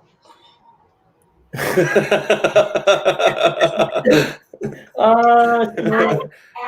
Wow. I mean, you guys. He's giving you the teacher look right now. Well, listen, I'm going to get Father's opinion on this because, Daniel, revolution, Daniel. We're going to get the. I hate to justice say for Daniel. I don't really have an opinion because multitasking right now, trying to get stuff ready for the weekend. trying to watch the episode and trying to hear with headphones on at the same time. I just couldn't get into it. No problem. I want to see it. We can watch it later. If you're available next week, as we said, we'll have you on, and hopefully we can get you to give a rating. Yeah. I don't know. At Go the ahead. end, I don't know if you're up for watching a trailer or do a review of one of the movies I was referring to from the late 60s. After everything is done. Yeah. Yeah. Okay. Cool. I'm just checking the chat. Yeah. Okay. Right. I'm sorry. I kind of got lost there. I don't know what. Oh, that's okay. Like I said, I didn't even think I was going to be on here today. Yeah, I know, because when I texted you, you said you were still on the road. So yeah, it was about 90 minutes away from home. Yeah. It's about so basically I was on the road for about 4 or 5 hours today. Yeah. That's madness, there is. Damn. Well, that's only one state. Wow. Yeah, big ass country. Big ass country. Well, to go home to my parents' house is about a 10-hour drive from here. Yeah. Wow. 10 hours. So you get from one end to our country to the other in about that time. 2.5. No, well, from Dublin to Cork, it's about that roughly. About 2.5. Yeah, about 2.5 well, hours. Ireland is on my list because I want to see Clare, I want to see Dublin, I want to see so many of the different things in Ireland. Yeah. Yeah, just don't eat and drink in Temple Bar. You'll have to meet up. It would be the least amount of days you want to stay. Well, yeah. I don't know when we'll be allowed to travel. Well, I'll say that again, Father. I was just going to say, I don't know when we'll be allowed to travel out of the country. Yeah. So it's going to be a while before I can get over there. Exactly, yeah. And apparently you have to quarantine and all first or something. So, like, yeah. It's a bit. She wants to say hi. Oh, there she is. She's saying hello. Cutie. Hello, kitty. Oh, Ted didn't like that. Hello, kitty. Hello, kitty. Oh, no. Oh, we'll do it again. Oh, look, little socks. Little socks. There's the kitty cat. Look. There's the kitty cat. Yeah. Wow. Yeah. The kitty cat. Oh, she can't hear it. Yeah, teddy bear. It's okay. So we'll get Super John's rating, and then I'm gonna have to mute this because he's gonna bark. I would give it a 9 out of 10. I thought it was a really good serial. One of Hartnell's best, I would think. The story was coherently written. The acting was pretty good. The visual effects were pretty good. The sets were pretty good. What let it down was the monoids. They weren't explained how they eat and how they drink. I mean, you don't see anything like that in it. But overall, I do give it a 9 out of 10. They're just the bug-eyed monster of the week, aren't they? Yeah, Sidney Newman didn't like the bug-eyed monsters. He didn't want them in Doctor Who, but there you go. Yeah, but he was won over. Could he always get Daleks? That's why. Yeah. For me, this is a solid 8.5 out of 10. I was engaged with the story. As you heard, I was kind of quiet for long periods of time because it was quite engaging. I do like the monoids. I do agree with Super John in a way. It would have been kind of nice to see little things like that, or see things like that explained. But it didn't really affect the overall No, it doesn't. In fairness, but someone says, "How do Daleks eat?" That's a good point as well. I mean, yeah, I know what you're saying, but they're probably drawing moisture overall, from the story was solid. It's a solid story. I do agree with Rabbi as well when he said that it doesn't get enough love. I really do believe that. There are a lot of classic stories out there that don't get a lot of love. And it's only when you rewatch you realize actually how good some of these stories actually were. So yeah, I think overall everybody on the panel has given it quite high marks this week. So that's good. Actually, we never. What's next week's story? Because Rabbi had to shoot off. Enemy of the World. Oh, yeah. franchise. Oh yeah, he has Yeah. yeah. So I'll remind. Yeah, we'll remind them tomorrow. So Enemy of the World next week, but it's next Sunday. Next Sunday. So Oh, if I might not be here for that. ah Sunday's the day that Gary has his member stream, and I usually get to pop in on that. yeah. So It's Cheryl's birthday on the Saturday, so we have to move it. You happy know, wife, happy life. that's it. That's it. So If he would only learn that. Oh, Oh, that's because I didn't do your marriage prep. Swinging. Oh dear. you know that clip is going to be used over and over again. Blink so twice for it's yes and yeah, once for no, Cheryl. That's it. The letter is coming up. Yeah. So Enemy of the World next Sunday. So if you can make it, let us know. If not, Father, we'll get you on the Monday because then we. Yeah, no problem. Hey, I just bought the DVD, so I'm going to be watching it. Oh, fantastic! Oh yeah, I forgot you actually bought the DVD for this one. 50% off. That's good. I also got 2 new toys, as I was showing earlier. For next week's one. My Uncle Fester. And Rick and Morty. Wow. They had a Funko sale at Barnes & Noble, so these were $10 together. That's there. I love I have to say, I love Rick. So Pickle Rick. I can't believe I started watching it for the first time this year. I can't believe I never saw it till this year. I couldn't get into it. It was just like ADHD on acid. Oh, but it gets better. I'll give it another go. Look up Rick and Morty squirrels. Heavy as well, it does. For me, nothing, no animated show could ever beat Invader Zim. That for me is the best. I love Invader Zim. Animaniacs. Yeah. No. Okay. Yeah, you got Chip and Dale Rescue Rangers. Pinky and the Brain as well. That was another classic. Yeah. Classic Bugs Bunny. I would say the 90s Powerpuff Girls, Johnny Bravo. Yeah, I think Invader Zim was sort of the best animation from the 2000s. Futurama. No, I preferred Invader Zim to Futurama. Definitely. I think the worst one was Captain Planet. Oh god, my brother and sister were raised on that. That was woke before woke was a word. Yeah, I mean, it's probably it's probably that bloody cartoon that got them where they are now. That their teachers going on about it as well. You know, polar bears and ice caps melting and all this other nonsense. Right, lads, we're gonna have to finish up there because we're over the 3-hour mark, and I'm going to watch the rest of the show. And I've got to eat. And you've got to eat, and everybody. So what I'll do is I'll give everybody the opportunity, as we do, to give you our shout outs, use our social medias, what you have up and coming on, use our channel, and all of that. So we will go in order. So I'll remove myself.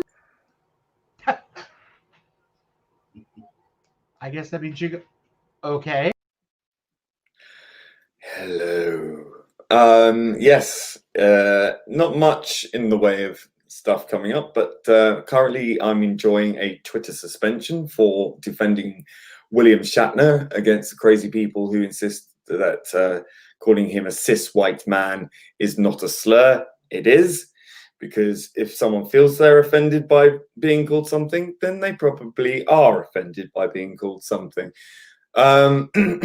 Yes. So anyway, I can still be found on Parler. If you want to go on Parler and find me there, a free speech platform, something Twitter can learn from, then you can find me there.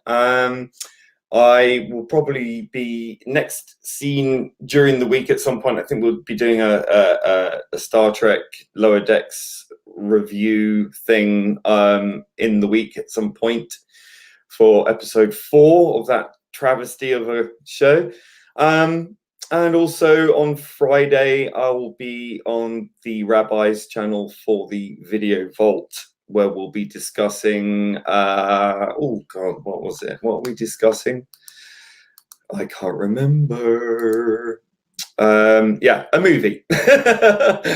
We'll be, reviewing a movie in the Video Vault, surprisingly. So you catch that on Friday, which we record on Wednesday. And yeah, if anything pops up, just keep an eye out. If anything, I'll be on Noel's streams at some point during the week when he decides that he wants to do a stream. If I'm about and he wants me on, I'll be on. Typical. If you want me to haul myself out to your channels, let me know. As I said, Parler's probably the best place you can find me at the moment. And that is all. I'll be on Noel's channel next Saturday for Enemy of the World. I've got a YouTube channel and I've got a Twitter. You can find me at Real Super John on Twitter. That's all I can say.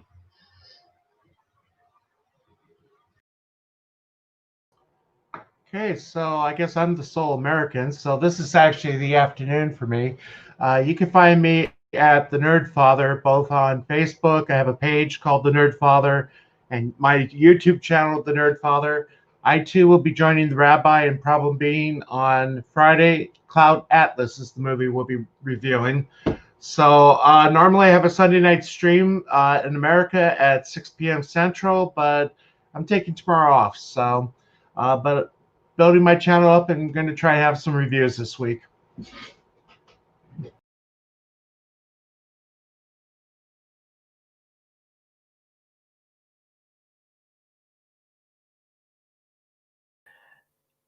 It would have been great if I had have actually unmuted myself, but because I'm a bit of a slow boomer, well, I'm not a boomer, but like I'm acting like one. Yeah, so we're back here tomorrow for obviously our new Who watch along, which is Fair Horror. I know some people would have actually preferred to do Remembrance, but you know, Rabbi is right when you look at what's been said, and Lee is right. You know, these are supported by people that have blatantly stood by and watched us being criticized and bullied and vilified on Twitter. So, you know, I'd rather look, because we're gaining an audience with these. We're actually building up one, and everybody seems to be happy with what we're doing. We've got loads of content, series 3 to come, 4, 5, 6. We got everything, and Classic Who. But Lee is right. We will be back at some stage to do the lower decks. We haven't forgotten. I just have to squeeze it in somewhere. I might try get it done tomorrow before I go live with the new Who. That's what we might do, Lee, actually, tomorrow if you're available. I'll talk to you about that in a while. What else? We're back next Sunday for the Classic Who watch along, because it's Cheryl's birthday on Saturday, and you know, as Father says, you know, happy life, happy wife, you know, or happy wife, happy life. Yeah, so I have to keep the missus her birthday, you know, so we have to do something special, because she always pulls out all the stops for me as well. So like, you know, and she does really make me birthday something that I actually enjoy celebrating, because before Cheryl came along, it was something I actually hated to celebrate, was my birthday.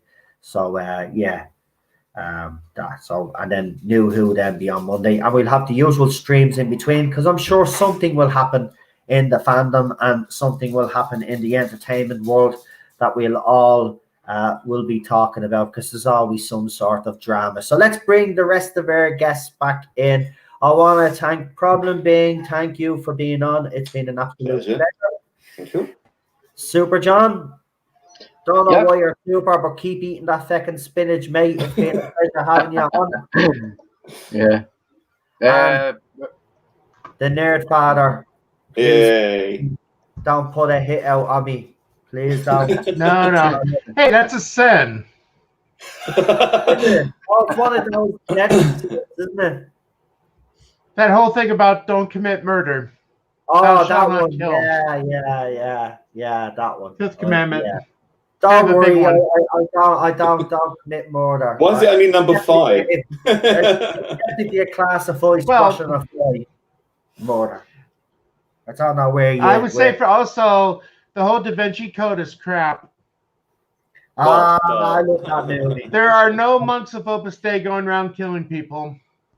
Yeah, but like the Knights of Malta. I have to be No. I Knights love of that Malta are movie, good people. I love that movie though. I love that movie. I don't. So come on, let us know the secrets. Come on. You have to know. There are no secrets. Juicy secrets. Heck, the Knights of Columbus made their 3rd degree public now. There's no more secrets, really. Wow. What about the Grey Pope? What? The what Pope? The Grey Pope. You got the White Pope, the Black Pope, and the Grey Pope. Well, I've only heard of the. I didn't hear any. The what? You have to look those up. The Grey Pope. The one I don't really behind know the much throne. about the Grey Pope. Oh, please. Is it all rubbish? Is a father, yeah? Yeah. Well, he doesn't know about it. He has to go and look it up first. No, it's cool. No. I'm genuinely interested, like, and listen, we are respectful to Father. Father knows that we're only being Of course. I mean, come We're on. being Hey, I'm here for fun. Absolutely. I'm here for fun. Yeah. All hail Noel and his panel chair, lads. Yeah, and again, listen, thank you all for coming on.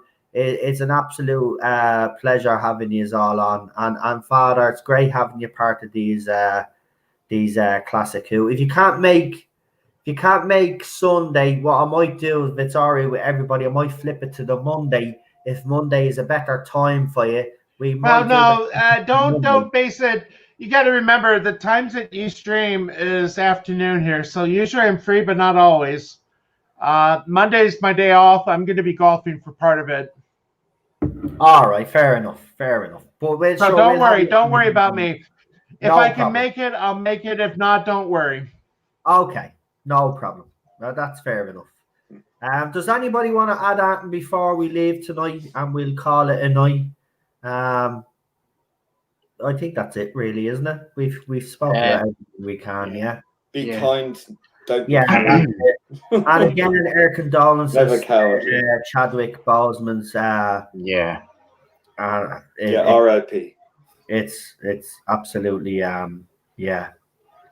And to people out there trying to use his death as some sort of platform, yeah. Well, they can't help themselves. What can I say? No, of course they can't. Any sort of attempts at being genuine, they find ways to criticize it. So you know what? Fuck them. Quite honestly, they're mental. They are. They should never be listened to. That's it. And with that, we're going to leave it. But just one more thing to add. Me, Father, and the Rabbi and Lee at some stage will be doing Father Ted. Yes. We're going to do it. We're going to do it again from the start because I want to have Father Miller with us and Rabbi to do it at the start, and we're going to do a whole watch through. We'll do as they're only 20-minute episodes, so we might do 2 episodes each week. They go pretty fast. And they do go pretty fast because they're funny. So we will be doing that at some stage. So as I said, there'll be plenty of content being thrown out there from us all. So with that, I'm going to say good night and leave you with Lee's fantastic outro. And don't forget, if you are looking for Lee to do some work for you, obviously take a look at this. You can check it out on YouTube on 4K. It's much better. It's HD, not 4K. I don't know how you can upload 4K. Actually, I thought it was 4K. I'm pretty sure it is. I'm pretty No, sure it goes up to 1080. 2000 HP. It goes up to 1080. Yeah.